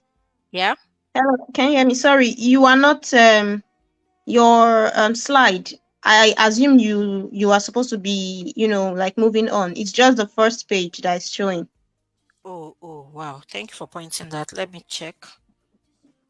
Yes. Because I'm, Okay. I'm very certain that people behind have been waiting to see all you've been saying. They Oh, wow. haven't seen Wow, wow, anything. wow, wow. Okay. Let me know if it's moving now. Okay. Or is it moving to the next? Are you using Microsoft PowerPoint? Yeah. Just let me see your screen. Just click from beginning, slideshow Okay. from beginning, so that you can move from there. See it's From there. Yeah, from yeah, there. Yeah. from beginning. So I'm on Okay. the first screen, right? So It's showing. Oh wait, you are okay. on the. Oh wait, CV or resume. Okay. So I've moved next. Okay. Yes, you've moved next. As it?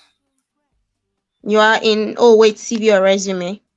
So Okay. I'm for on. those that are with us on YouTube, Facebook, and other channels, this is exactly what she was trying to explain, the difference between them.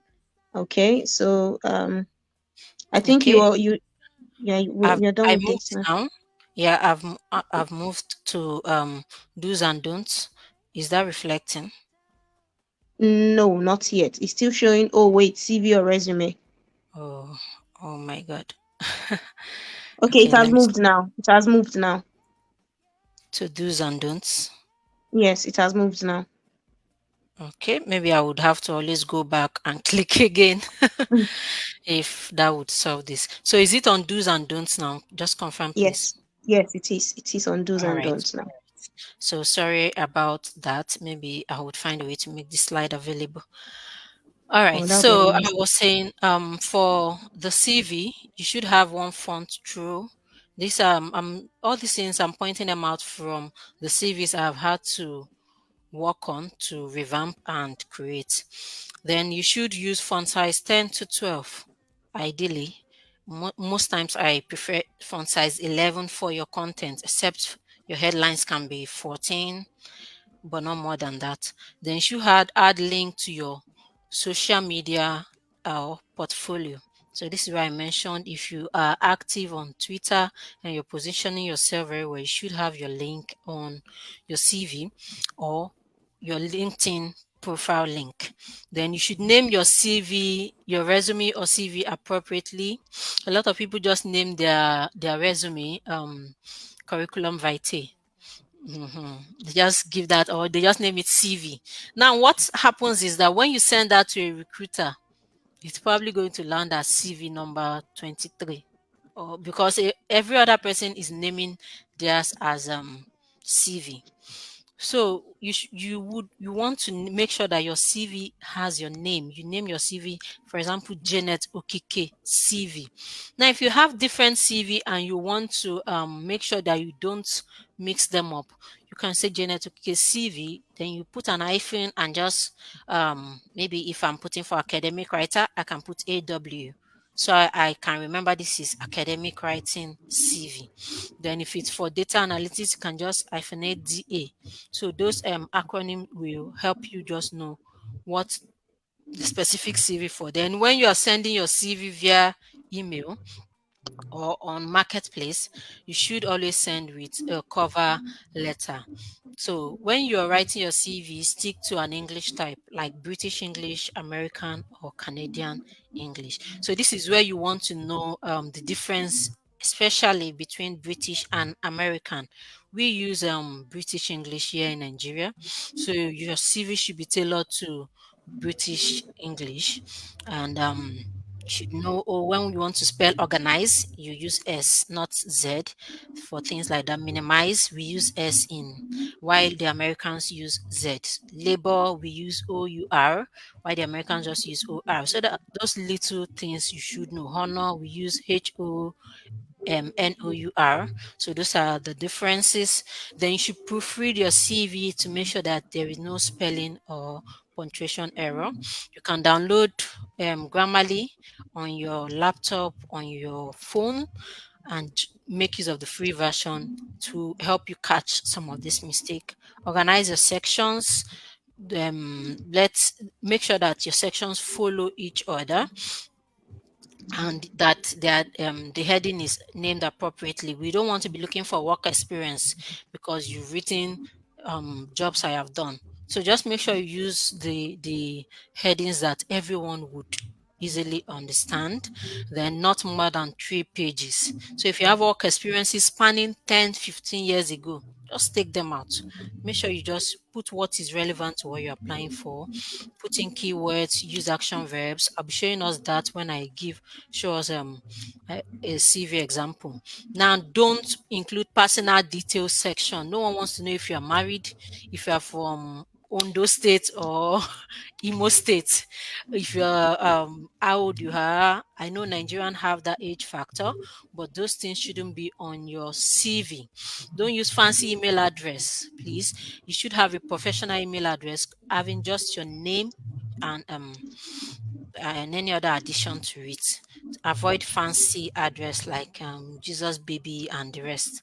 Then avoid unnecessary information where you cannot defend, or overselling your job description. Sometimes we'll make the job description look like we did all the job in the organization. So avoid doing that. Then your reference letter, your reference section, if you're going to put available on request, then why are you putting it on your CV? Take that out immediately, because you are going to be asked for a reference when that time comes, and then you provide your reference. So the only with your reference is if the organization asks for it and you're putting the details of your reference and referees there. Then remove your primary school detail. I already mentioned that. Remove your secondary school for professional CV, and don't use tables, please. Don't use tables or complex format that you cannot understand.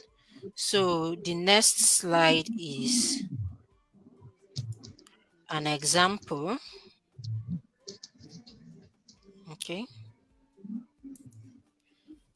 Sorry, don't know why. Okay, I'm having a bit of issue.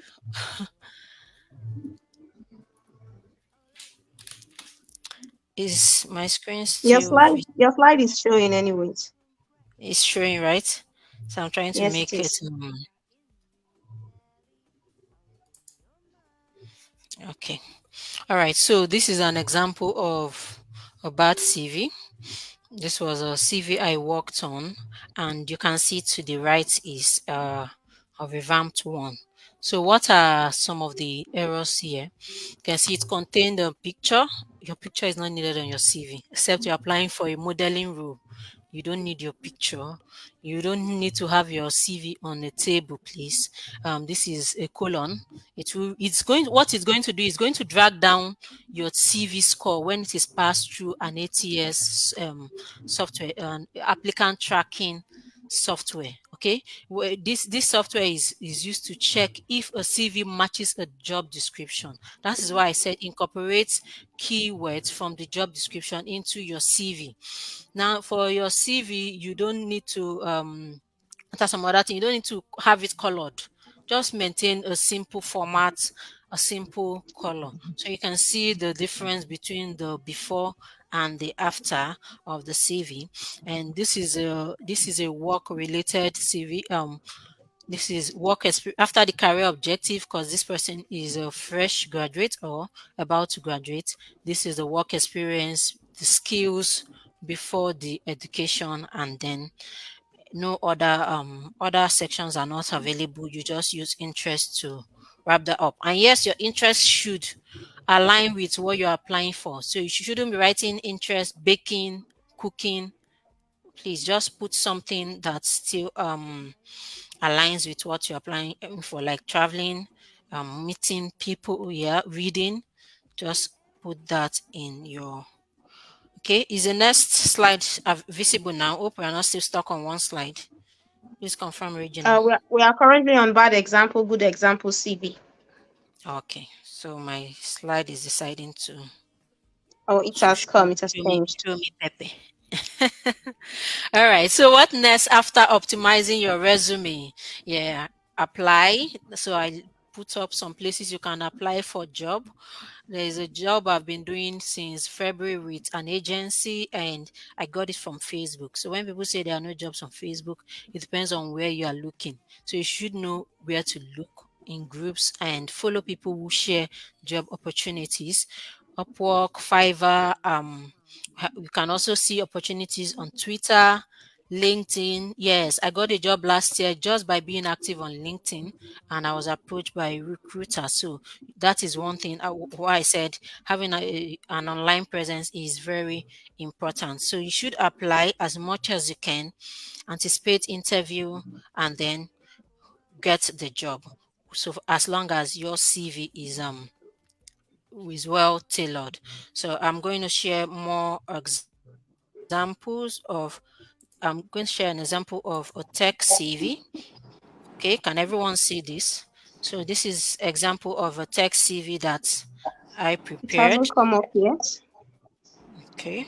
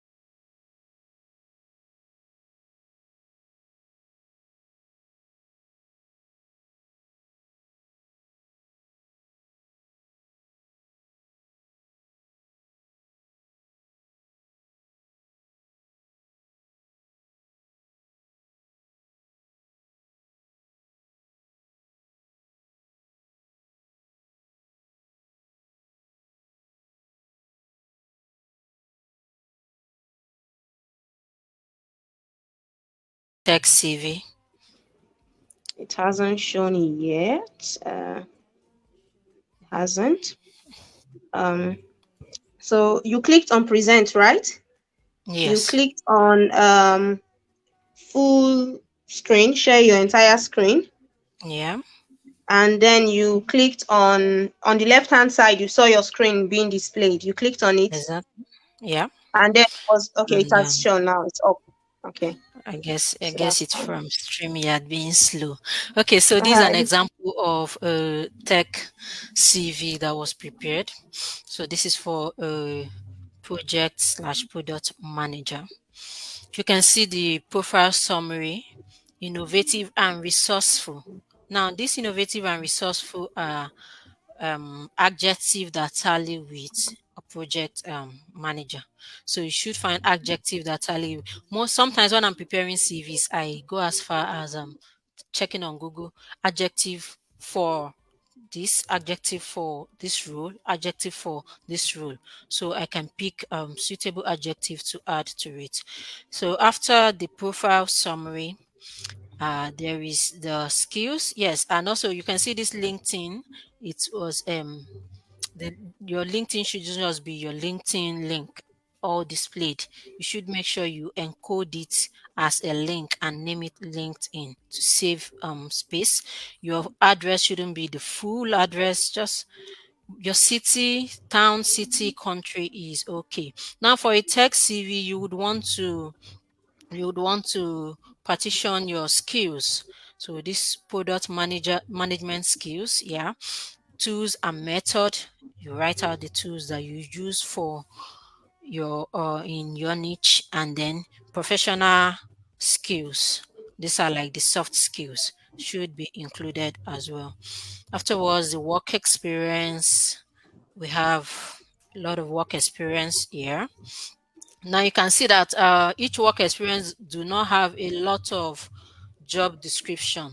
So just try to keep it 6 to 7 at most or less. And then the more you go, the more it should be less. Afterwards, your education can come in. If you have any notable things that were achieved during your education, you can put that there. Like this person has a lot of accomplishments that were highlighted here. Then your internship, volunteering should come in as well. Projects you have done, sometimes you have link to this project, attach the link to the project. Certification and awards and membership, and then your interests. So this may look simple, but it's a lot of work to put this together to make sure that everything is intact on this. This is another example. Please let me know if my screen has changed Yes, now. it has I want changed. to share example for a PhD CV. Now you can see there's a difference between this PhD CV and the tech CV. This PhD CV is going to come first with your education interests and education history before you go into your work experience. Okay, so that's just the difference I was trying to say between academic and professional CVs. Can I Then, come in quickly? okay, Because I know that I hope our I'm not next taking too much speaker, time. our next speaker, she has a machine gun ready to kill us for for having to um, come up with you speaking during our time. So let me Oh, make a quick suggestion because we are okay, not going to finish this conversation today about the CV. All right. I all would right, I would suggest that we have a section mostly for our students much later after the conference so that you spend much more time talking about this. all right. So Yeah. okay, so let me just run through the rest of the slide. Next 10 minutes, is that okay? Let's make it two. Oh, brilliant. All right, so let's just rush through. So helpful sites, these are just some helpful sites. Yes, a lot of people have mentioned Chat GPT. Please, when you're using Chat GPT, make sure you don't do copy and paste. The Cyprian spoke about that, and yes, that is very key. So this is why you should know what you're writing. Don't just do copy and paste, please.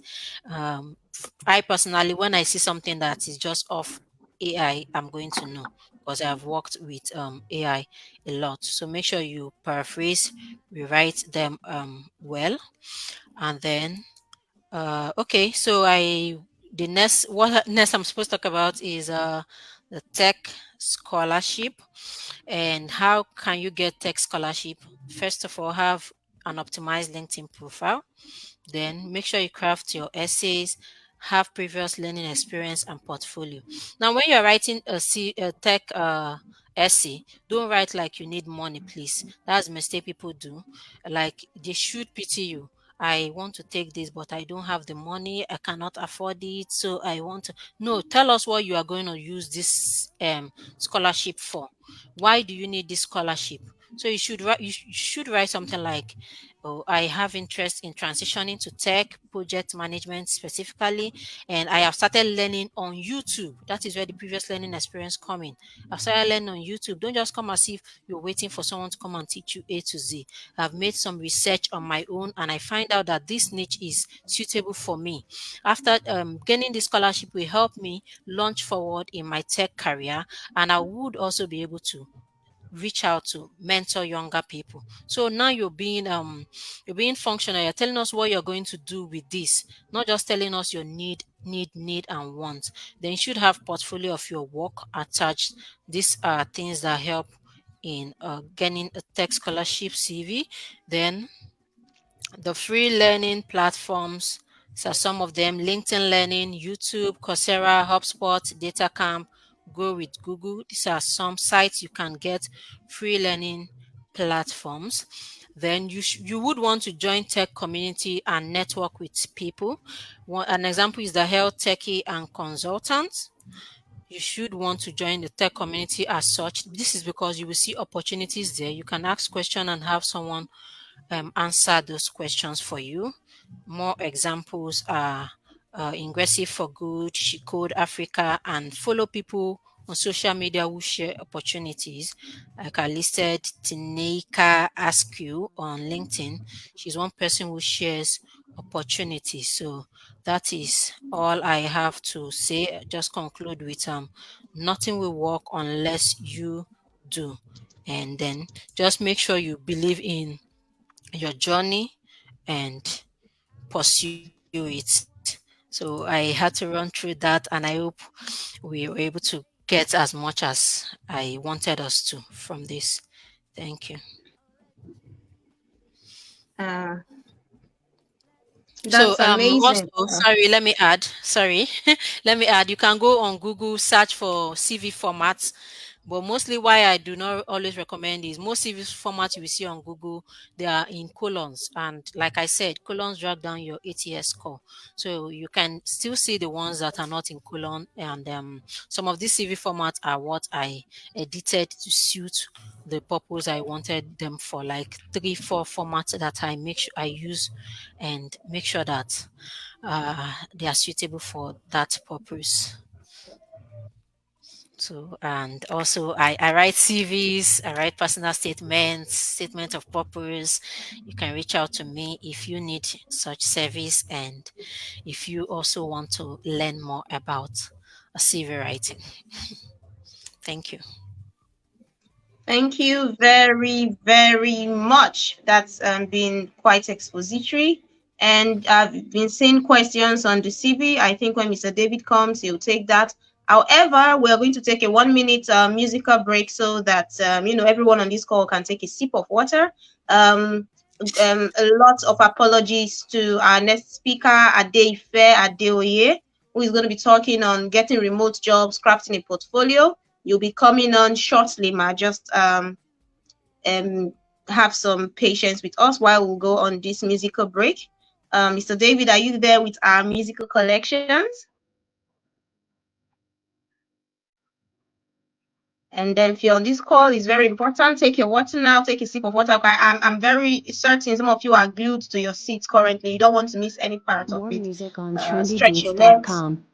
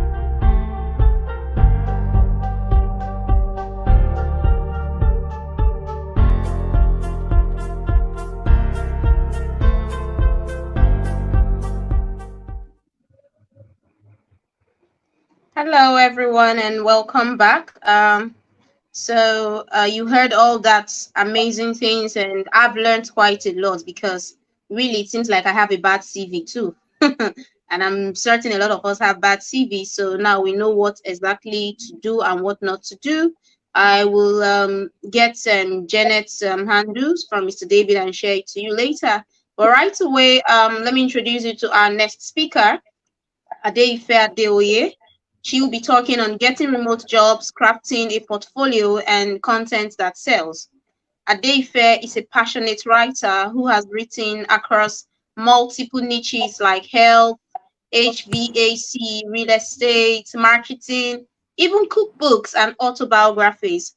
She has also worked with amazing brands like Hackanoon, User Pilot, Faros AI, Churn 360, Document 360. Adeife possesses a unique perspective on the tech industry and a strong understanding of what it takes to create effective marketing materials for businesses. My appetite is wet, and I'm certain so many of you are just ready to learn everything from Adeife. I'm sure it's going to be a lovely session, as lovely as her name and as lovely as her. So welcome, Adeife, and special apologies for taking your time. Thank you so much for having me. Thank you. So it's fine. Okay, so the floor is yours now. Okay, he has to share my screen. I had like an issue with my laptop today, so I sent him my slides, so he has to share Okay, that. so just hold on. All right, I think I have your slides. I'm going to share for you, and you tell me exactly where to go. All right. Okay, that's fine.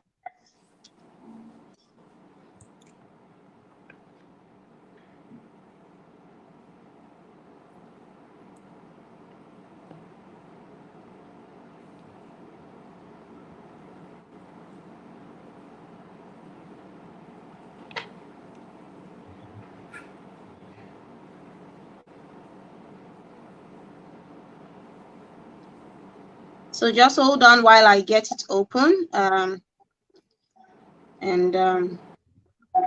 we'll be up and going immediately. All right, so that's coming up.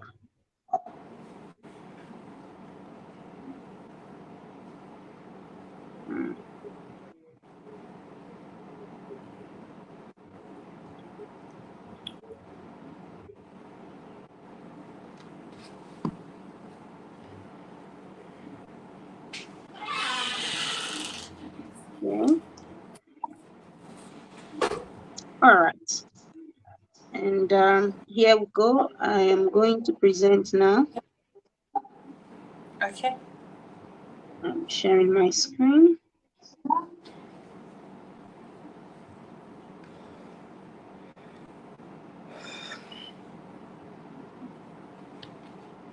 Just let me know when you see my screen.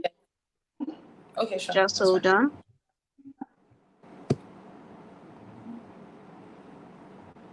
It's coming up.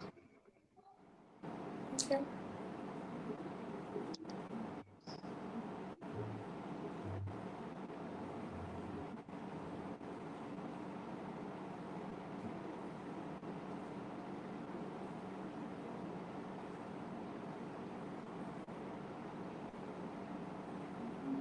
Okay, so that should be coming up now. Let me know when you can see it. It's uploading. Okay, I will. I can't see it. All right. Just hold on. It's lagging. I think it's the network, but I can see it's loading already.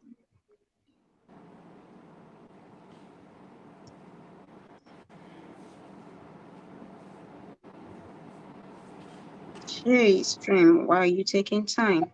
Can you see it now? No, I can't. Okay, hold on.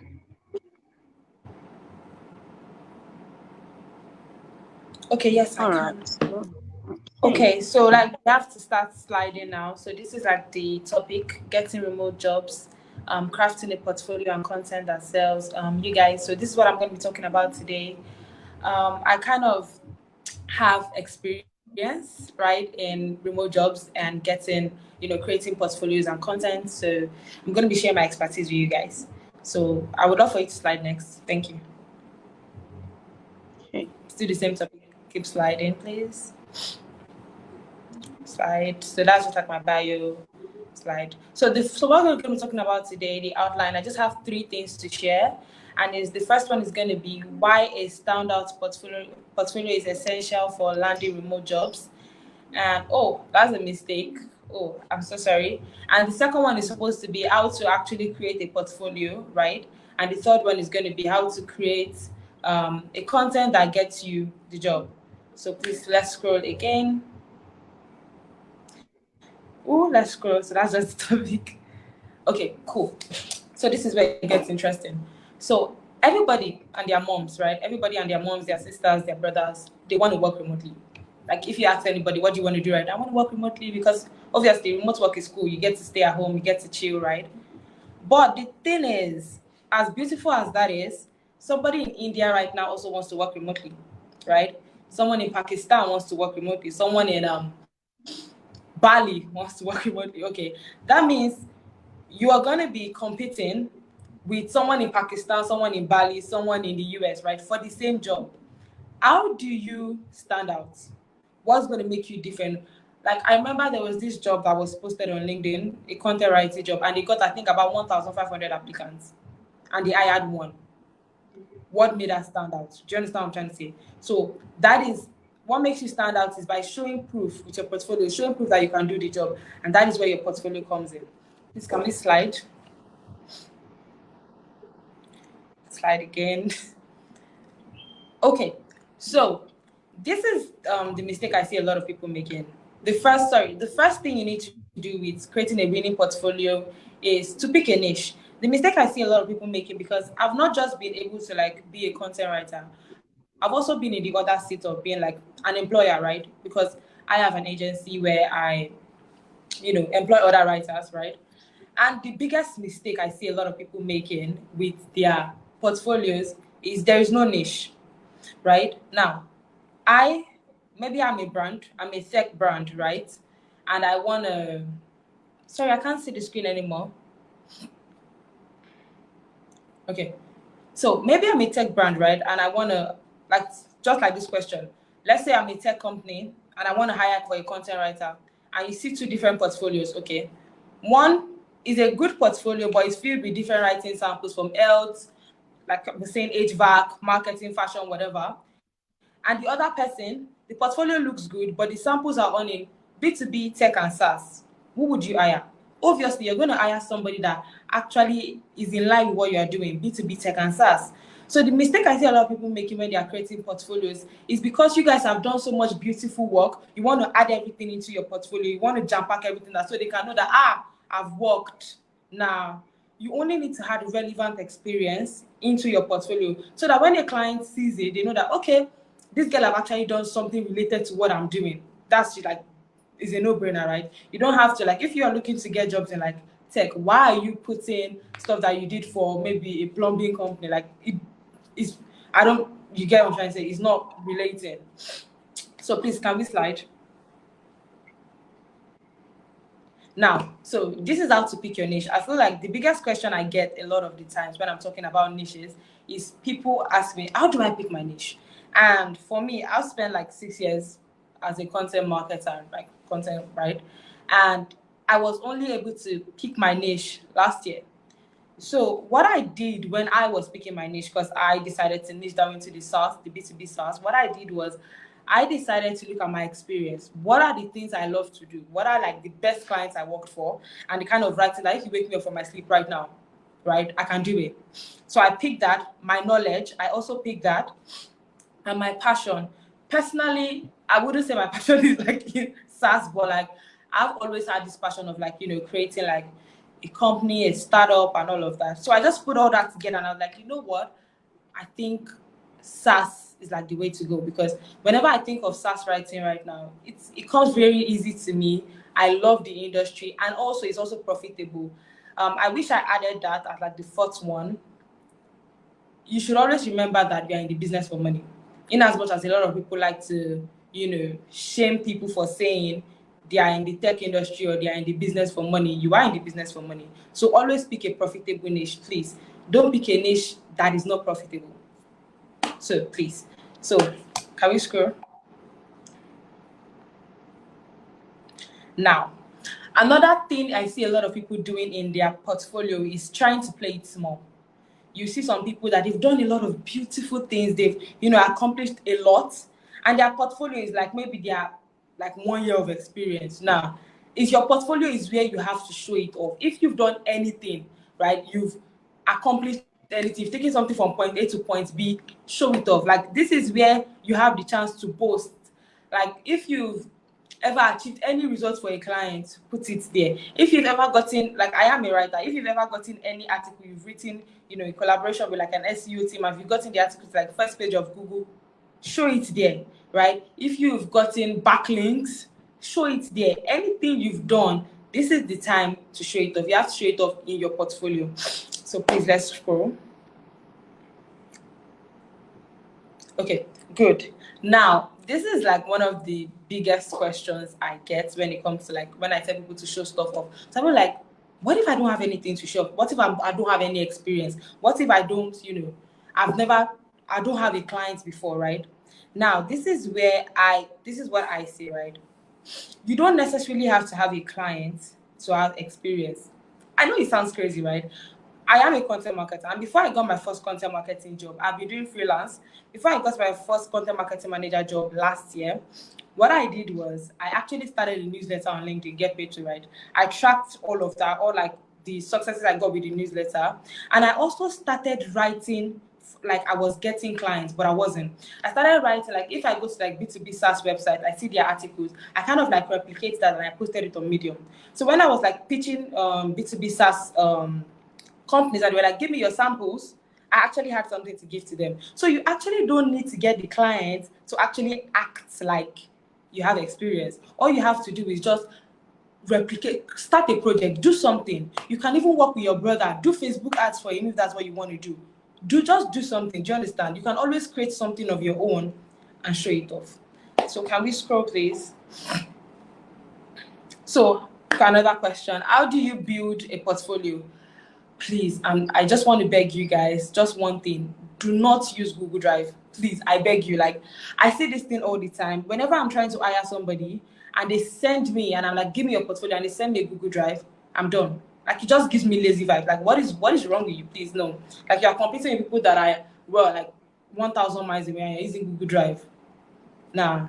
So there are beautiful portfolio platforms online that will give you allow you to build a great portfolio for free. There's Wix, there's Juno Portfolio, my personal favorite. There's Canva. I didn't even have there's Contra. So why using Google Drive? So sorry, I have to say one thing. I don't like talking for a very long time. I love to like take questions in between if that is fine. So Okay. just make sure that everybody is here with me. Yeah. Okay, so you've heard her. Please, just start dropping your questions as she's talking, and I'll read it to her. So start dropping your questions while she's still taking us on this session. Don't wait till the end before you start dropping your questions. Any question you have concerning a portfolio, building a portfolio, how to build a portfolio, and everything in between, you can just be asking. Okay. All right. I think there's one on the screen. Okay, for Mirafield, what is the meaning of SaaS and what is its use? Okay, SaaS means software as a service. Basically, a SaaS is any company that offers software as a service. That's it, like basically, like your, what would I say, Flutterwave, right? So any company that offers software and sells it out to people as a service, that's a SaaS company. If you are trying to ask what I do for them, maybe I don't know if that's what you're trying to ask. I create marketing, contents for SaaS companies. I create like blogs, I create ebooks, content strategy, and all of that. So if that's what you're trying to ask. I also like develop, like I said, develop content strategy for them. How do I know when I'm job ready? Ooh, okay, this is such a deep question. How do you know when you're job ready? When you're ready to apply? Really, that's I feel like there's not that perfect time to know. I don't think there's anybody that is over experience. Like, you cannot get all the experience. That's what I believe. You learn on the job. You always have to learn on the job, right? So when you're ready to apply, you're job ready. You just have to learn how to package your CV, like the other person has said. You have to learn how to put it all together, put your wings together, package it, and you're job ready. This free platform, are they only for content writing? No, they're not only for content writing. In weeks, you can design anything. Even if you are a graphic designer, you can put your portfolio. Junior portfolio is the same. Canva is also the same. They are not only for content writing. What do you mean by a portfolio? A portfolio is like a place where you show your, samples, like your expertise, what you've done. You put it all together. So let's say, like, I am a content writer and I've written for different companies, right? I will bring all those links together and put it in one place and send it to potential clients whenever they want to see my work. So, like, it's just like forgotten, like, the English. Oh my God. Oh my God. I'm so sorry. Just like a place where you put all your previous experiences together. Yeah, that's portfolio. And just show your work, like, show what you can do.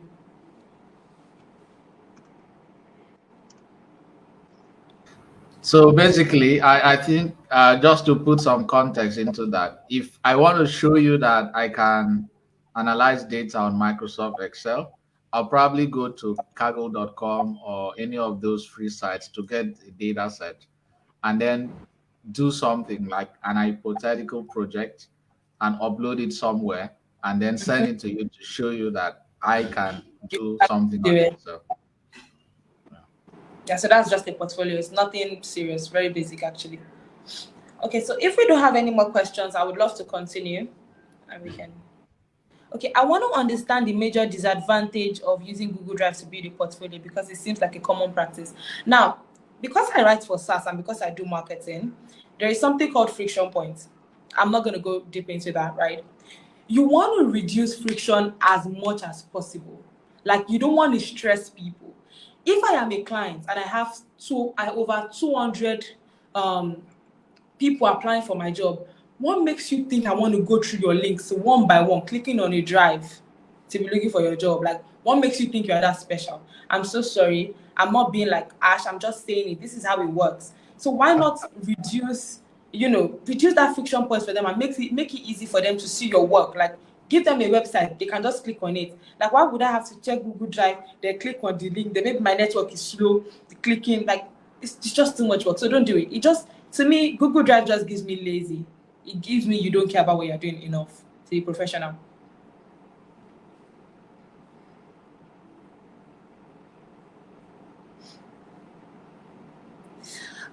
Samuel Johnson, I would actually get to this. We are getting there. I'm not going to answer this question yet. If I get 0 engagement on my LinkedIn, what do I need to do to improve that? It's actually like coming next. So if you can move so we can check the next slide. Okay. Thank you. Okay, so yeah, like I said, the old friction points, keep your portfolio really simple, please. Like, I know you want to show like you can design and put so many graphics, but really nobody cares. Make it very simple, right? Enough white space so people can actually see and focused content. And that's it. Next slide, please. Okay, so this is where we get into how to create content. Now, I see a lot of people shouting, create content on LinkedIn, create content on LinkedIn.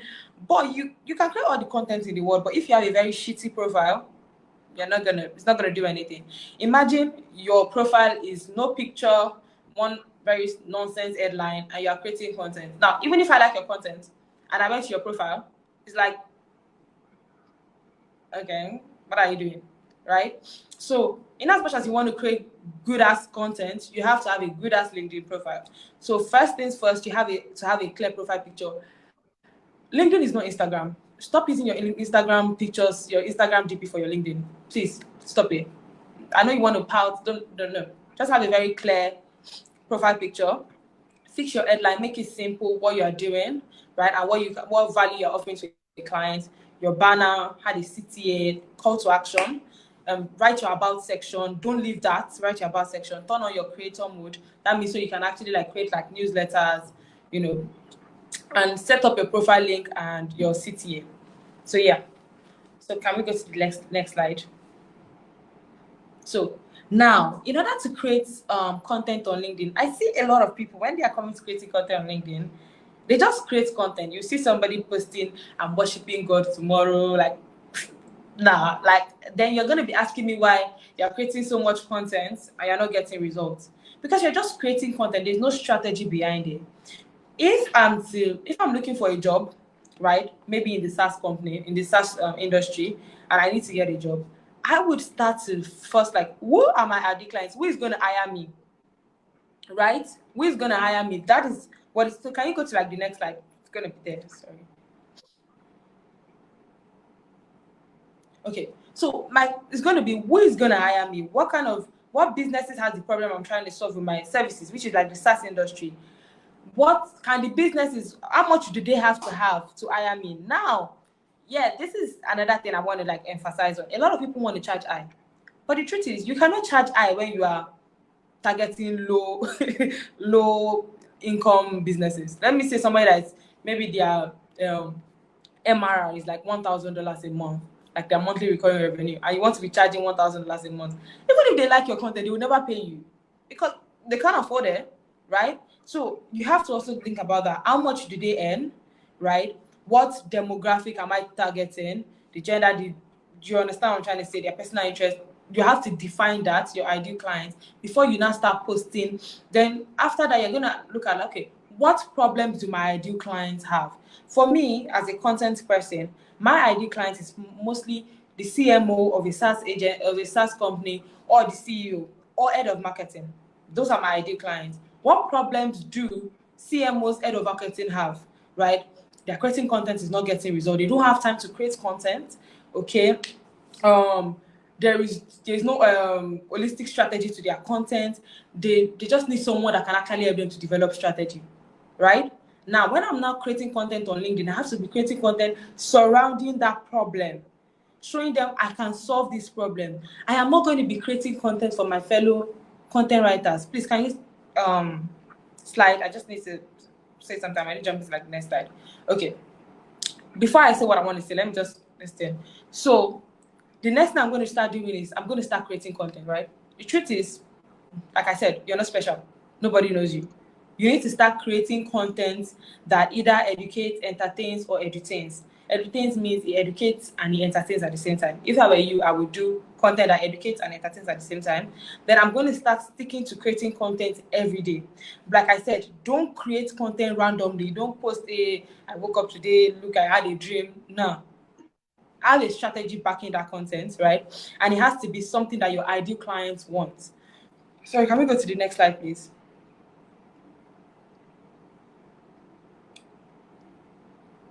Good. Now, if you don't know what to post, if you don't, sorry, a lot of people make the mistake of creating content for their fellow job seekers. Like I was saying, your fellow content writer, your fellow graphic designer, your fellow social media manager is not your ideal client list. It's not your ideal contact. Creating content for them is beautiful because you are able to get followers and connections, but are they going to drop the money? No. And that is addressing the question that he asked, that what if your LinkedIn is not getting engagement? The thing with LinkedIn is you don't necessarily have to have 1,000 engagements to get the jobs. The people that are actually going to pay this money might not even like your post. They might not like, and they're just going to be your DM and be like, hi, we saw this post. Most of the jobs I've gotten in this life on LinkedIn, somebody saw my post, they did not even like it. They did not even share it. They didn't even comment, right? And they're my DM and like, oh, we saw your post, we like it. Can you do this for us? All right. So yeah.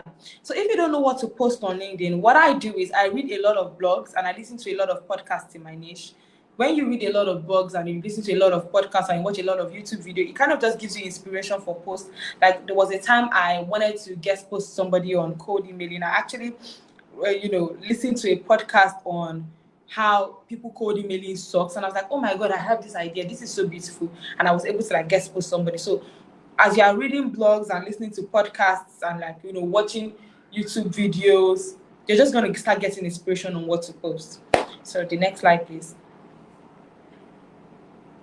Good. Another bonus tip for LinkedIn is you should network. Don't just stick to posting. Connect with people. Connect with people that are in your ideal client list and network.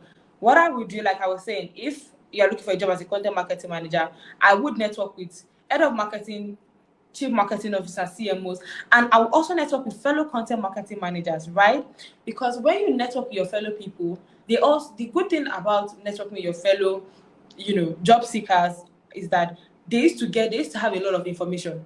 Because I have a friend that literally tells me, like, she's like, Adifia, there's this new update. Oh, I'm like, really, there's this new update. Okay, let me go and do it. That's like the good thing about networking with people that are also, they are like you. They have a lot of, they can give you referrals. Some people have a lot of clients that they cannot handle. They'll be like, okay, take my friend, are you free? Okay, take this one. So yeah, so just to be top of mind when people start hiring or when they need a referral. So I would network. The next slide, please. Yeah, so that is it. Oh my god, I wish this didn't have to end, but I hope I've shared with you guys how to create like content and how to create portfolio that actually work. So if you have any question, let's just use the remaining of my time to just answer question. I actually love answering questions. I think I give more value when I answer questions too. Okay, you've heard the beautiful lady. Drop your questions. Thank you. Let's get the questions rolling in on the portfolio And content. and content also. Portfolio and content.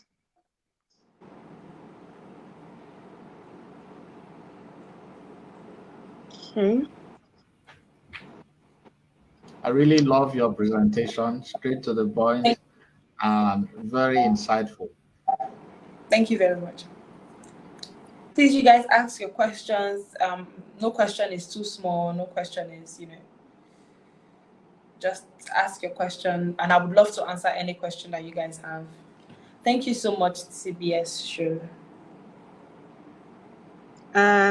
First says speaker Adeife is so beautiful. Oh yes, she is. Thank you so much. It's as beautiful as the name. Just listen to it. Adeife. I think Ife means love in Yoruba, right? Yes, it does. And Ade means what does Ade mean? Crown. Oh, Crown. okay. Oh, I got it. I actually served in the West. So is it the crown's love or love of the crown? Crown of love, actually. Crown of love. Okay, so we have a question for you. Of Hillary. Yeah, Hillary is my cousin. Shout out to Hillary. Okay, how do I get over imposter syndrome? I pretend. I think you don't necessarily get over it. Sometimes I post and I close my phone. Right? Like, I pretend. Like, I feel like everybody's pretending. So that's what I do. Like, for me is, like I said, I just post and I lock my phone. Like, I post and I run away. So I don't think I've still dealt with my imposter syndrome. Sometimes I still wake up and I feel like, oh my God, I'm not good enough. I'm not this enough. I'm not that enough. But, it's life. And I just pretend to push and pretend to do everything. Sometimes I get on interviews and I'm like, how did I even get this interview? Am I good enough? But I still do the interviews like scared like that, like a scaredy cat. But I do it.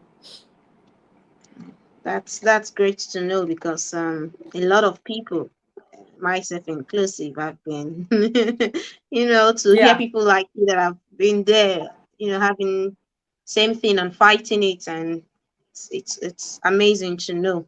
I don't think anybody ever nobody, even like the most successful people will still tell you that sometimes they still feel like they're not enough. And I feel like it's just a normal human, element. You just have to pretend and just okay. So Paul have this question. Is there any reason it is hard to get remote jobs on Upwork, even if we use Connect? The reason why it's hard is because there's a lot of competition on Upwork. There's a lot of competition anywhere, and that is why you I don't know, are you following me on TikTok? I have this TikTok page where I talk about stuff like this, and I shared my Upwork proposal that I used to use, and I think it has a lot of people get jobs. People that send me a message every day, I'm like, oh my god, thank you so much, Adife. Your proposal like helped me get jobs, because the proposal is actually tailored to make you stand out. So if you don't mind, you can check out my TikTok and just scroll down. I think the proposal is Oh, there. please, So yeah, can we have the platform? And what's your name on TikTok? it's Adife Adioye. Okay. Can you help type us, type it, please? Okay, can I type it? Okay.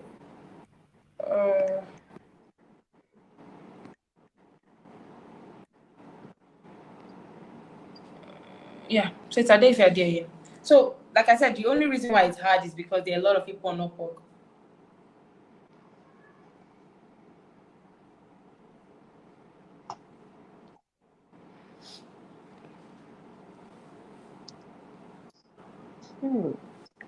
There's a question here that's okay. It's been highlighted currently. Okay, as a beginner with no experience, what would you advise that I put in my portfolio? Do you have to tell a white lie? No, absolutely, you don't have to lie. It depends on what you're doing. If I started again as a writer, like I went back like 6 years, what I would do, like I said, is I would look at blogs that I want to write for. Like, let's say I want to write for, let's say SEMrush. Okay, I will go to SEMrush, look at one of their posts, and I'm going to pick that topic. I'm going to rewrite it the way I would write, and I am going to put it in my portfolio. I'm going to publish it on Medium. I'm going to put it in my portfolio. That is not a lie. You did write that, right? So what I would advise that you do is actually create self-projects for yourself. You don't have to wait on any client first. You have, because the thing is, a lot of these clients, they will say, but I want someone with 5 years of experience. Okay, so you actually have to create self-projects, do stuff on your own, and you can put that on your portfolio. Not everything that has to be on your portfolio has to be something you did for a client or something you did for one client. It can actually be a self-project, and nobody would know. Okay. Okay. Mr. David, I think you might have to throw some extra light on that, especially for those that are in the data analysis streak, because for us, like you mentioned before, we have to go on Cargo and some other sites and get data and work on the data. How do we present this on our portfolio? Because those are personal projects. We didn't do them for anybody. How do we quantify it? You know, even in CV building, they say you have to quantify what you've done. How do we quantify that? Since, excuse me, I cannot tell you that, oh, because I did this, there was a 15% increase in sales, or this one happened, or that percentage happened. This is a personal project that we've worked on and drawn insights on. How do we display that on our portfolio? Can I say something real quick? The old 15% increase, Yes. and the old 10% increase. So this is what I do, right? So if I'm doing like a self-project, let's say on Medium, okay, and I published a blog, right? And the blog got about like 500 views. I would craft it. Like, I feel like when it comes to like putting your portfolio and resume, it's all about, it's like dating. It's all about like gassing yourself up. I wrote this blog that gave me a 500% increase in blog views, because it did. Right? Do you understand what I'm trying to say? Yes. Just because it's self-project doesn't mean it doesn't have metrics and it doesn't have, value, and you cannot quantify it. You can. Where did you publish this thing? What did you do? Like, I'm just saying, do you understand what I'm trying to say? And again, Yes. your metric doesn't always have to be numbers. Maybe you did something for a friend, or maybe you did something for like maybe your mom. Like, I used to tell somebody told me she wanted to go into customer support recently, and I was like, what have you done recently? She was like, oh, I did stuff for my mom. I was like, well, but that is something. Like, you think it's not something, but it is. Right? When I was looking for a job, I had an agency that I created one long time ago. I packaged it and I put it in my CV. Like, if you see me writing it, I think I posted my CV on LinkedIn. Like, you would think it was actually a big deal, but it is a big deal. You just don't think it's a big deal because it's a self project. right? So like I was studying with my friend, said she stayed in her mommy's shop. I said, okay, when you stayed in your mommy's shop, what did you do? She said, people used to come and buy from her. How many customers do you talk to every day? People put that there. Me, customer facing, I spoke to this every day. You think it's not a big deal, but it is. So when it comes to like all these self projects, right? Just because it's self project doesn't mean there is, you do not add value. You did. Like I said, if I publish on Medium and it has 500 views, I will say my post has 500 views. Yeah, and that's it.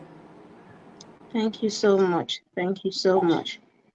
So there's another question here. It says, what kind of portfolio can an accountant create?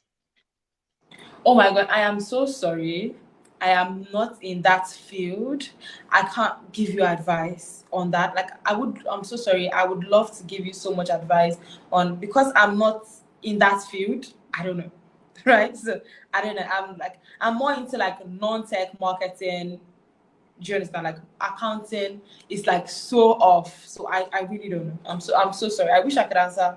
I really don't know. Okay, that's fine. But Olaide Idowu, if I can add something to it. The accountancy, you're an accountant. Are you working in the tech space?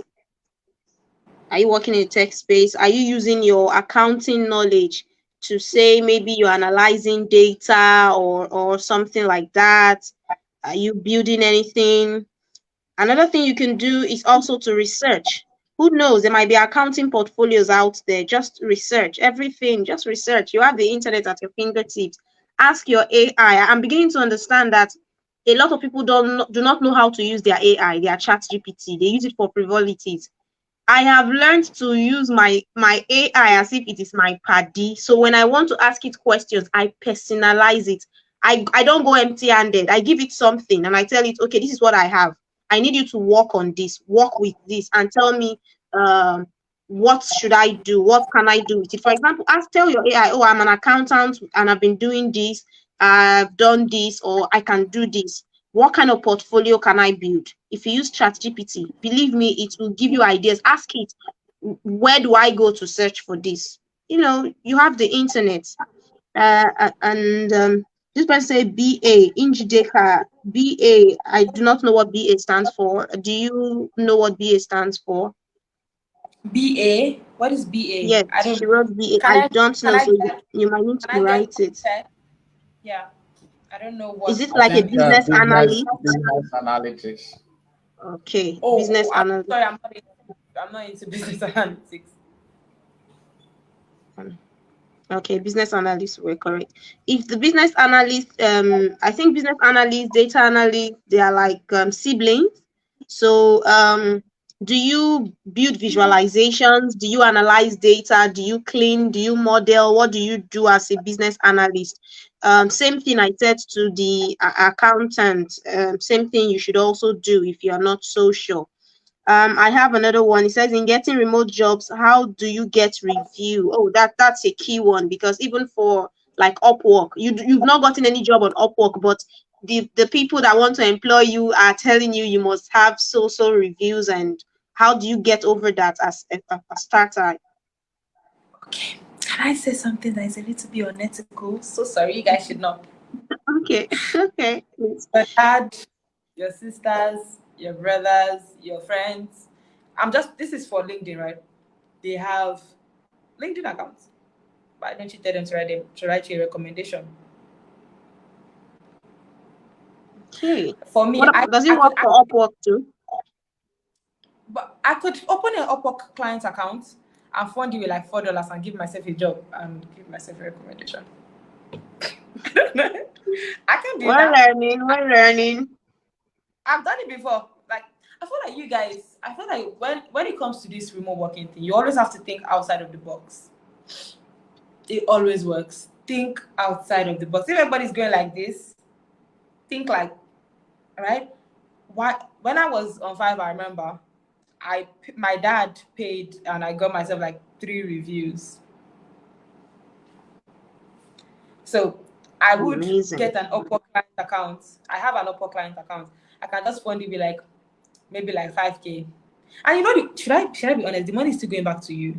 I'll fund like maybe like $10. I'll hire myself, say I've submitted the job, and I would give myself a review. I don't know. Let's see. Okay, makes Yeah, sense. like, yeah. That's very smart. Like it's just, and you know, Oh, it's that's not so much of amazing. a lie. It's not so much of a lie because you know you can do the job. You just need, you know, a push. So yeah, I would give myself a review. Like That's give a myself, great one. give, you know, be my own reference on my job. Like even in your CV, you can put like your sister as your reference. That's fine. That's a good one.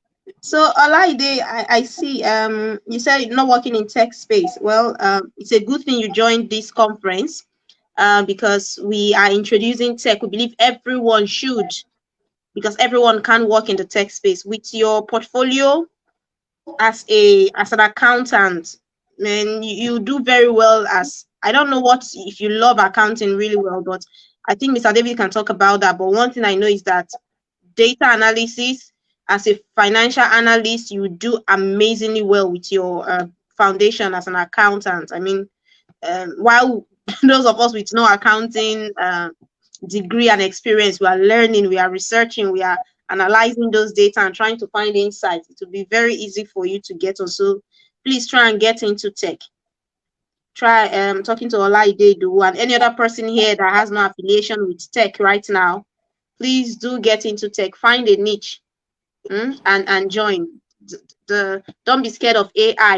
You heard our engineer, he said it. AI has not come to take your job, it has come to enhance what you're doing already. And the future is AI, you can't run away from it. So what do? Learn to use it and be at the top.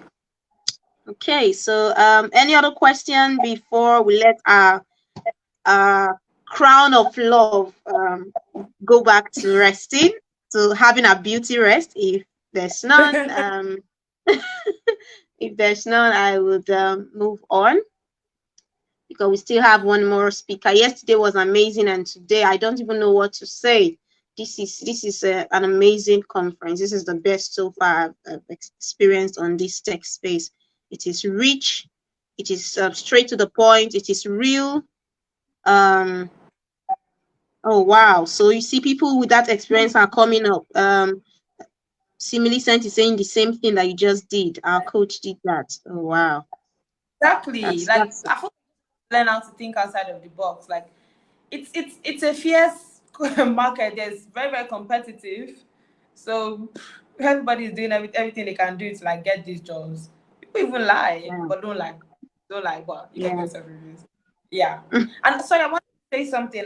You know, in as much as everybody is saying tech, right? You can also, I just want to say this, you can also do like the non-tech route. I mean marketing, which is so Mm-hmm. non-tech, and work for a company. It doesn't have to be coding. You don't always have to code. Like you can do like non-tech and work for a tech company. Like I work for a tech company, but I'm in non-tech. Does that make sense? Like I'm in marketing. Like you can go into sales, marketing. There's so many things. If you don't know how to code, so like don't like be pressured to like I want to code, I want to do data. If you don't know how to do those Okay. things, you can go through the non-tech route and work All for a right. tech company. Because Okay. Let me all come in tech, there now. Let me yeah, come in there quickly. Not all tech jobs have to do with coding. No. A lot of tech yes, jobs do not even need any single coding. Right now, there's even no code. There are a lot of tech jobs don't need coding. So exactly. there's digital marketing, for example. You do not code there. There's your writing, content writing. Content writing is tech. What are you doing? You're working in Yeah, the tech space. You're I working in work in tech the space, tech. digital marketing, like what you're doing. It's in the tech space. You're utilizing Medium.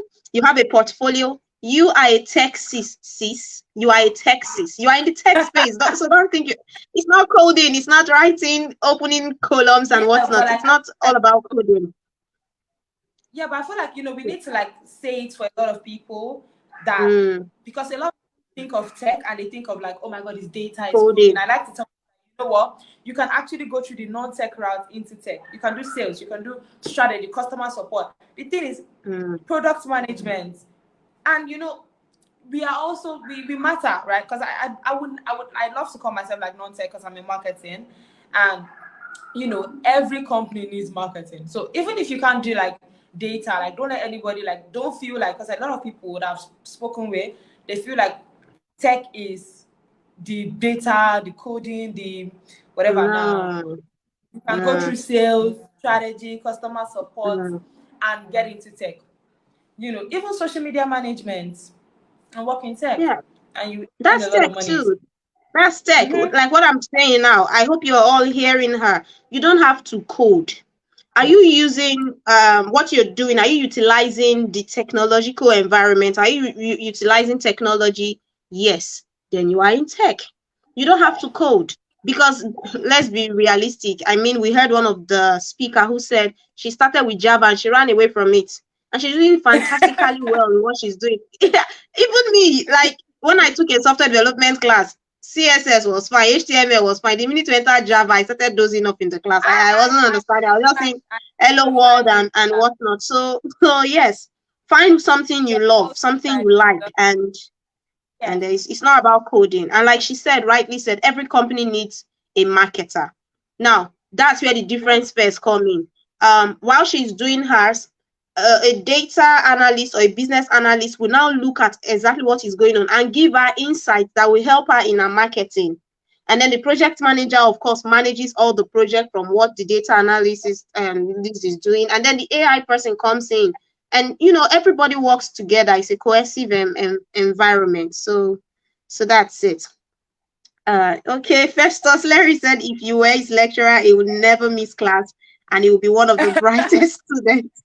Thank you Oh so my much. god, that's interesting. So much. Okay, so I guess there's no question. You actually answered a lot of the questions when you were talking, and that's amazing. And believe Thank you me, so one much. of the key highlights from today was how to get review. You just don't know what you've unleashed.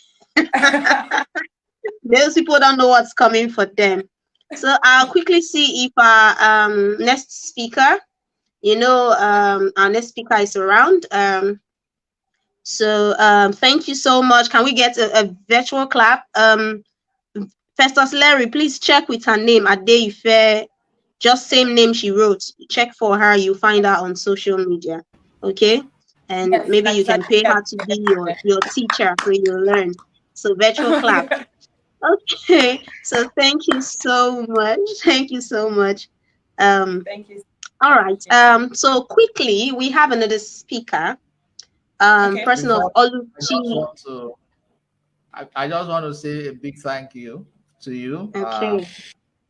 And thanks for your patience. Thanks for responding to our emails, also being interactive and reaching out to us as much as you could. Really appreciate the time you spend and share knowledge with us. We'll definitely reach back to you via emails as well, and I really Thank appreciate it.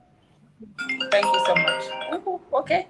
I think I have to run now. I have a call. But yeah, Okay. thank you guys Business so calls. much. I have to say bye. Bye. Thank you very much. Thank you very much. Let's have the claps for her. Okay, so all right. So we have Oluchi Ajaegu. I hope I'm not butchering the name.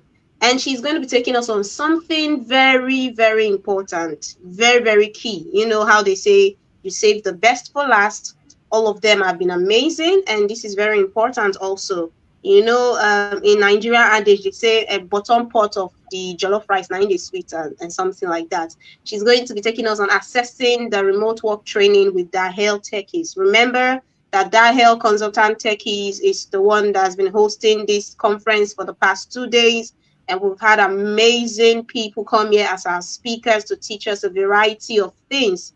What's his name will say, the comedian, will say, Joff things down. I hope you've been joffing things down. And now Oluchi is a lover of organized communities. She's good at organizing, hosting, inspiring, and managing people. She uses her in-depth experience and skills in setting up, planning, and implementing social media and communication campaigns, as well as strategies, CRM management, and creative solutions to complex problems.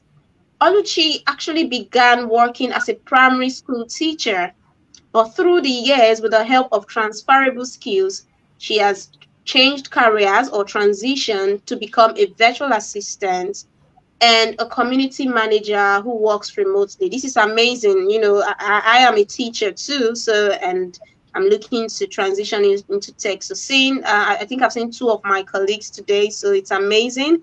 And we have a virtual clap for Oluchi as she takes on the stage, and much appreciation. Thank you for staying till this time. We know it's past the set time we kept for you. Thank you. We appreciate you greatly. The floor is yours.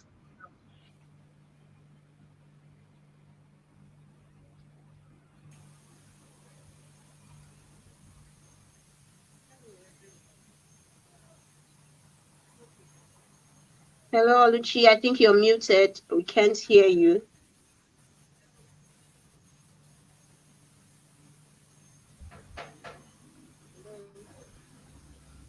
Can you hear me? Oluchi, we can't hear you.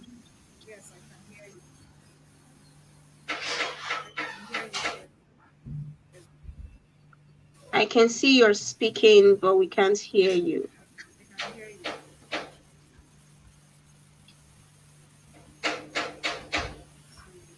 Yeah, I think it's mostly on your audio. Can you check your audio?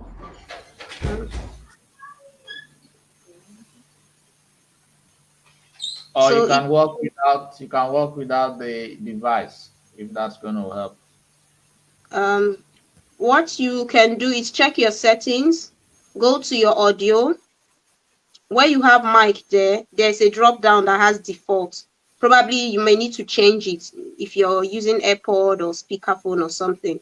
So look at where you have your settings. I think that should be close to your start cam. Check for settings. Click on the settings, and it should bring a setting bar with camera, audio, virtual background. When you click on the audio, change your mic setting, and it's just my work.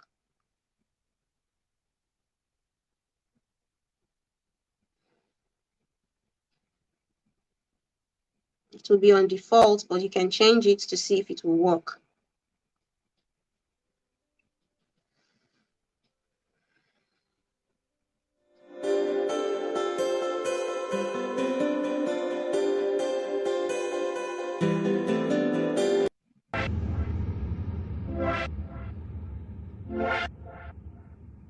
Can you hear me now?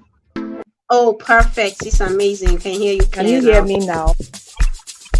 Yes, I can hear you.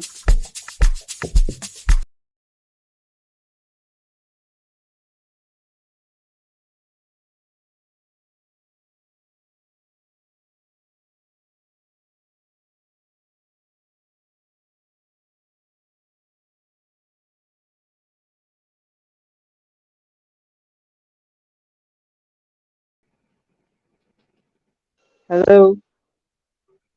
Hello? I can hear you. I can hear you. Can you hear me? I can hear you. Please, if you can hear her, just drop it in the comment section. Can you hear Say me now? I can hear you. I can hear you. I can hear you. Everyone hear me? Please let us know if you can hear. I can Drop hear it. her. Okay, I can hear her too. So I just wanted to be sure. Can hear you, Miss Oluchi. Can you hear me now? Yes, we Can you can. hear me now? Yes, we can. Yes, we can hear you. Yes, we can hear you. Okay. Oh, okay. Okay. Thank you. Okay, so good evening, everybody. Um, Thanks for your patience.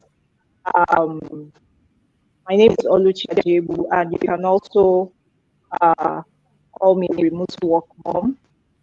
I am the health virtual assistant, and I also take remote opportunity training in the health techies. So today we're going to be looking at how you can access remote work training with the health, and has dished out an undiluted knowledge of data analysis, Python programming, and product design to our students. And so because we are a data-driven company, we are so concerned about how far we can also impact our students. And then we had to figure out how to make students also leverage remote opportunity with their tech skill. And so that was how remote opportunity training came into play. And over the past 7 months, we have equipped a whole lot of students from the health techies and outside the health techies that are subscribed to the remote opportunity training. We have equipped them and helped them to leverage on their skill to get remote jobs. Now, part of the things we explore when considering remote work are enormous. However, the most important ones that we actually explore in the health techies include the remote work overview, which also comprises of all the necessary information you need to know before you can start working remotely. We explore the different job boards. We explore things you need to prepare for. We look at the skills that you need to acquire to work remotely. We look at some of the disadvantages, and we also explore the advantages of working remotely. And I can tell you that over the past 7 months, that we have had tremendous results. Now, we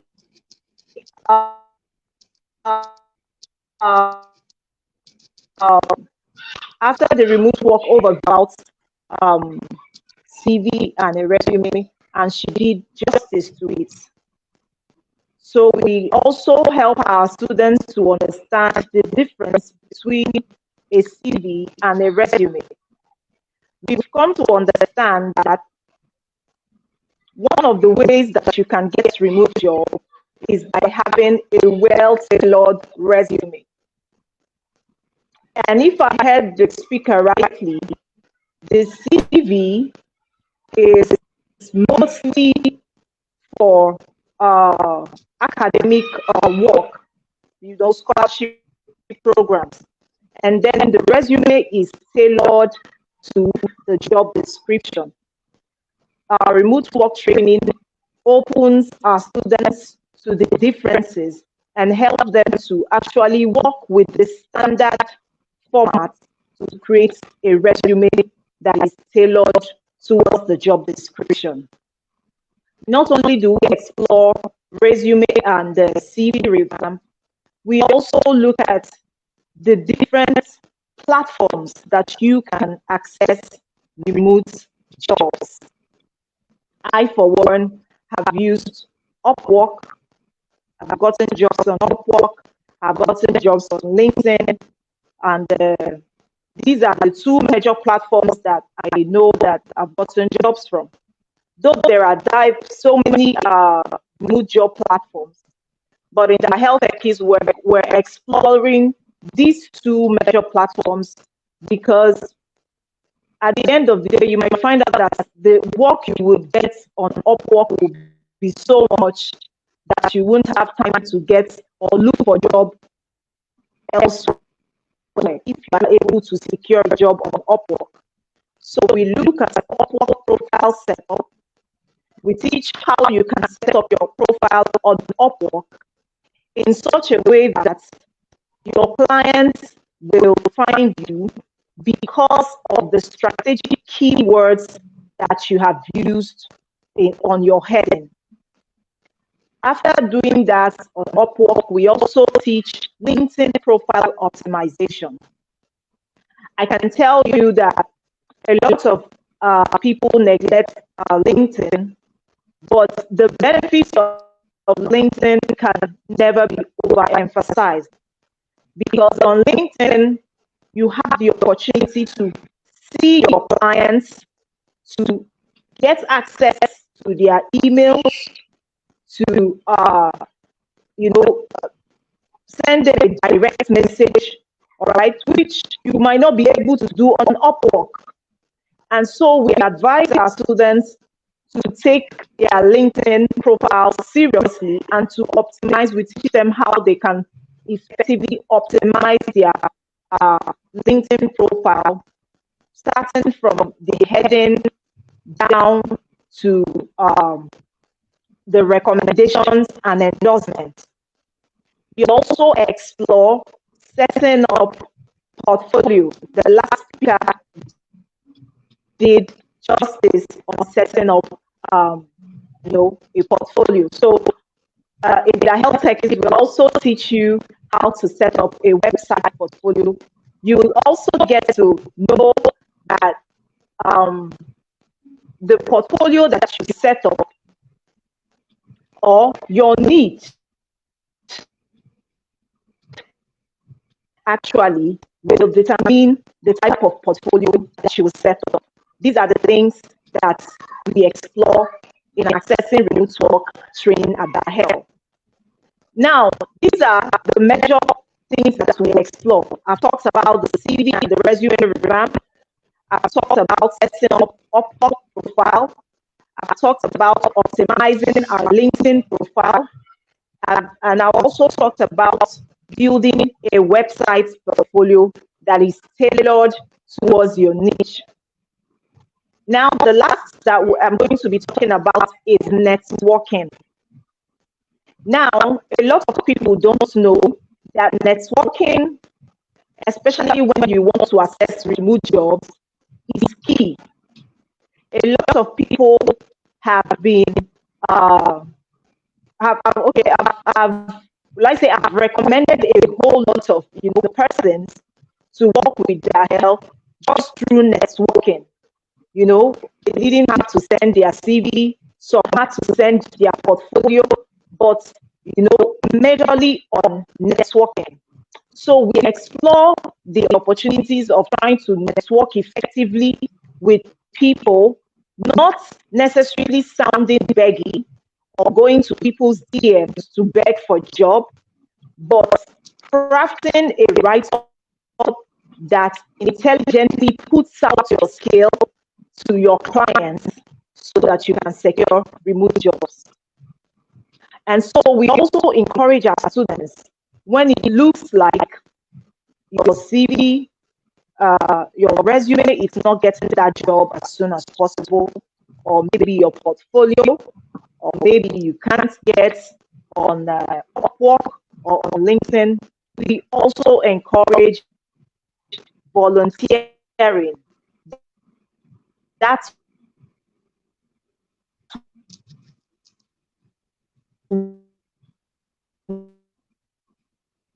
way you view interviews, all right, to answer any interviewer or whatever. We also encourage volunteering. And we have also gone ahead to introduce an internship program where we merge students as a group to collaborate, the data analysis students, and we merge them as a group to collaborate with each other, which also helps them to develop certain soft skills or support skills, which you can also use to get remote jobs. Mind you, you will not always get a job with tech skill. And so we have also included how you can build a career as an administrative virtual assistant in the remote work training curriculum. Okay, so this training exposes you to so many things, from how you can craft a good and well-tailored resume, from how you can build a portfolio that is tailored to your niche, how you can set up your Upwork profile, and just with your profile, because I can assure you there are people who don't apply for jobs on Upwork, yet they get invited. I, for one, have been sent an invite to apply for a job that initially I didn't apply for, just by utilizing just the keywords on my role. Okay, the same thing happened on LinkedIn.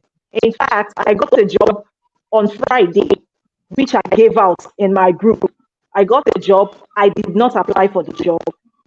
The client actually went through my profile, sent me a message, sent both of my email, all right, and asked me to apply. So there are some things, even if in remote work training, we show you the ways that you can access remote jobs. Either you use your resume or you use a well-tailored portfolio. Now, I'll give you an example.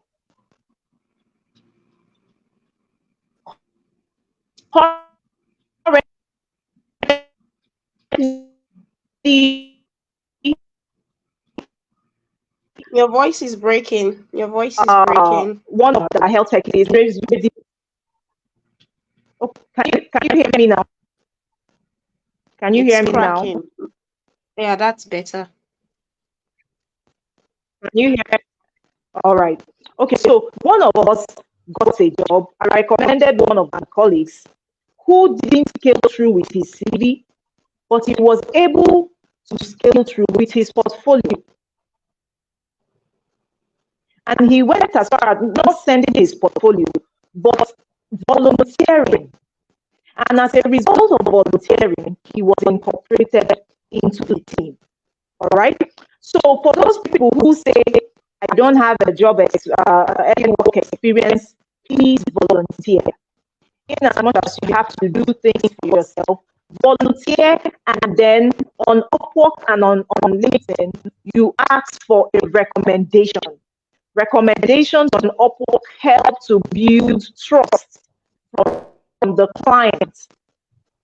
Because when people come to your profile and they are looking at the recommendations that you've been given for a particular role, it also does what encourages them to do business with you or for you to offer your services.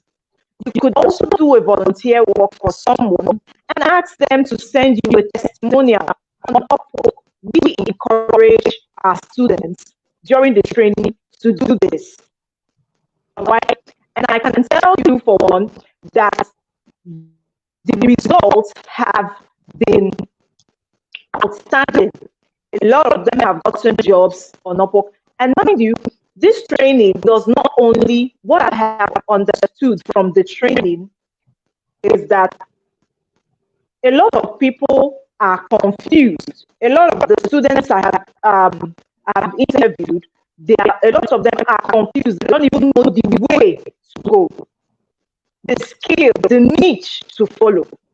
Now, this training also helps to guide them based on their interests and based on their experience and what they have learned to direct them on where to focus and put their energy. That way, their journey to getting a remote job becomes shorter. So the benefits of signing up for the remote work training with health techies can never be overemphasized. If you are not learning how to craft your resume, you will learn how to build a website portfolio. You will learn how you can set up your profile on Upwork and begin to apply for jobs. And I bet you will get. Or you can also leverage LinkedIn, all right, to access remote jobs. So I know that so far so good. I don't know if I have any questions, but this is the much I can say for now with assessing remote work training with our health techniques. Thank you. Okay, there's a question here from Alan Uju. She said, please kindly throw more light on the structure of internship for advanced Excel learners and data analysis students.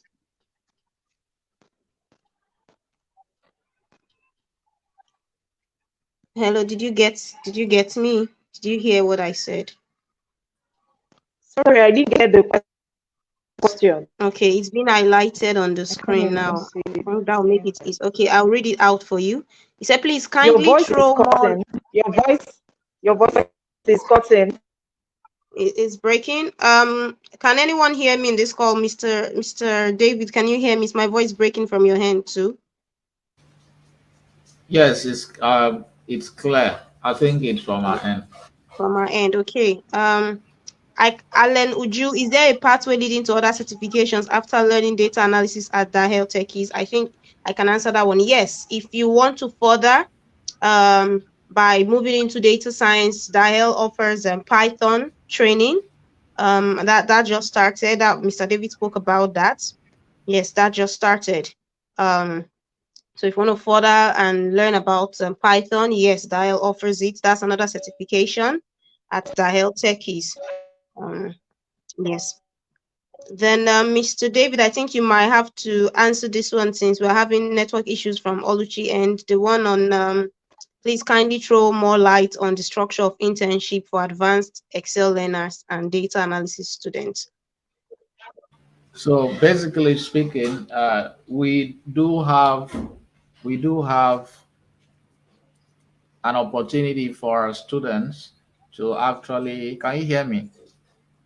Yes, you're clear. We do have opportunity for our students to actually practice what they have learned in class. And one of the ways we do that is to send them out for internship programs, whether with us or with other companies or organizations. So at the moment, I just saw one email from an organization that wants to collaborate with the health techies. And we're trying to see how we can finalize that. So if you are in the advanced Microsoft Excel class, it is very important you start building your portfolio by showing that you can participate or take part in some of the courses or topics that we are going to be or that you have actually learned. So it's very critical that you take your internship very seriously. And for the data analysis, it's also the same thing about data analysis class. And we are also having not just data analysis or advanced Excel courses. We have a course going on now. I think they started yesterday as well, maybe today, 8 p.m. WAT. They will be having these incredible sessions with a computer science, senior computers programmer, computer scientist, in sense. Uh, Python programming for data science. So they also have their capstone project they worked on. The thing is, when you hear about the health techies, the truth, and you get to see anybody that has have our certificate, it shows that that person have definitely gone through our training and have gotten opportunity to practice what they have learned in terms of internship. So we don't just give out certificates to students just because you just want to learn. Okay, if you want to get certificates because you just want to learn, then go check out other platforms that can do that. But because we are particular about results, that's why these internships are also very important to us. I don't know if I said something reasonable. Yeah, I believe that answers the question perfectly. So Alan Uju is taken care of, and yes, I believe Alan Uju's two questions have been answered.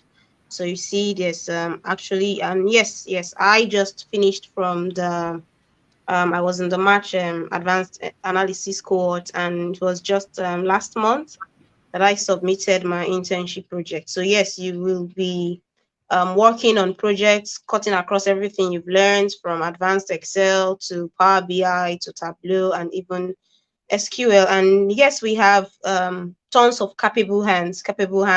We have different teachers for the different programs that you'll be learning. And like I mentioned before, it's an instructor-led class. So the Dahel will not just throw videos at you for you to go and watch and do assignments. No, it's a live class. You join, you see how everything is done. You're given assignments sometimes after your work, so you can practice before the internship. And you heard I think I was the first speaker. She spoke about creating a community where the students can relate with each other and everything. Yeah, Dial has that. We have our WhatsApp groups, we have Telegram groups. We have another one. I'm trying to remember the name of that app that we also use. So yes, we have communication. We've made friends. We've practically built another community inside the Dahel community. It's amazing. So yes. All right. Is there any other question? This is why I say thank you for those that have been with us, and those who if today was your first time, please do well to check on the YouTube. You see the recording from yesterday's class. Believe me, you do not want to miss out on that. You really need to go check it out because it was as explosive as today was explosive. Also, you need to learn. I learned so many new things, so many new phrases, and I'm the better for it. This is an amazing conference and it's free. So make the best use for it, key into it, and ask questions. Follow Dahel on all social media. We're on Facebook, we're on LinkedIn, and every other space. Just follow. And you see some videos there. I think Mr. David Jolly put out some videos that you can practically learn. It's an amazing community. So yes, so let's hear it. Can we also get your feedback before the program comes to an end? If you're still here, can you give feedback? Would like to have feedback from you. Has the session been? Was there any particular session that you loved most? Let's hear it out. For me, I do not have a personal favorite. Like I'm torn. All of them are amazing. I mean, you know what it means to find out that my CV is a bad CV? You should go back and check yours because I'm sure I'm not in this alone. A lot of us have bad CVs. Those ones with columns are fancy. And now I know why that one is not good because if you're just joining, I believe by tomorrow this video will be up. You can go back and watch it. The lady that talked about resume said that it reduced your scores when you use those column ones, and it's amazing. Thank you, Paul, Jesse. It was worth all the data for the week. Amazing. Thank you. Can we get more feedback? Yeah, you can just keep in touch. So while we wait to get the feedback, let me also say a very big thank you to the moderators, the very beautiful Regina. I think I'm used to seeing Gina and Ifeanyi. I appreciate the both of you so much. And anyway, we'll chat more in the WhatsApp group. I really appreciate all the speakers, all the way from just scattered across the world or anywhere, wherever they are, from Julia Marcellus, who talked to us yesterday about becoming a digital nomad. She's actually been traveling around the world and making money and working for clients. Please, guys, keep dropping your feedback. We are going to be sending a feedback form to you via emails and the Telegram group so that we become better at the next conference. The next conference is going to take place in the UK, and of course, it's going to be a virtual conference as well. But we have some of our students in the UK who actually got jobs from entry level to intermediate, and one of them is even heading a team at the moment. So we are going to be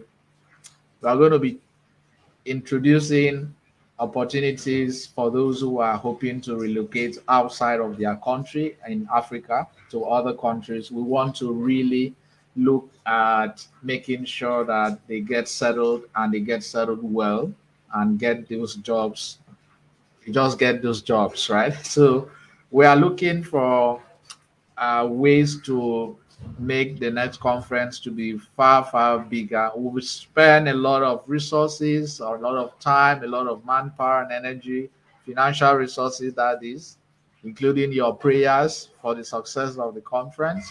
We did all of that, right? So we want to double what we've done for this conference for the next conference. And the next conference is going to be interesting.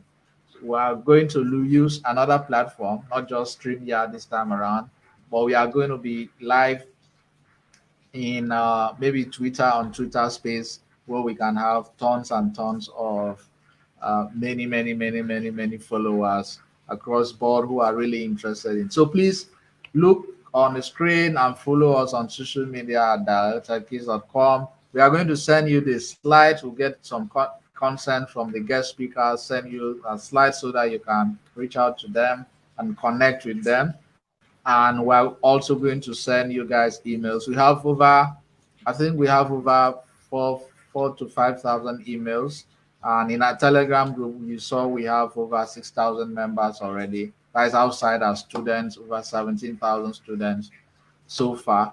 And we want this number to keep growing. To the impact should be massive. This number should keep growing because, like I do tell you guys, my colleagues, okay, I was even making a video early this morning, and I was the only black guy in the office at the time, right?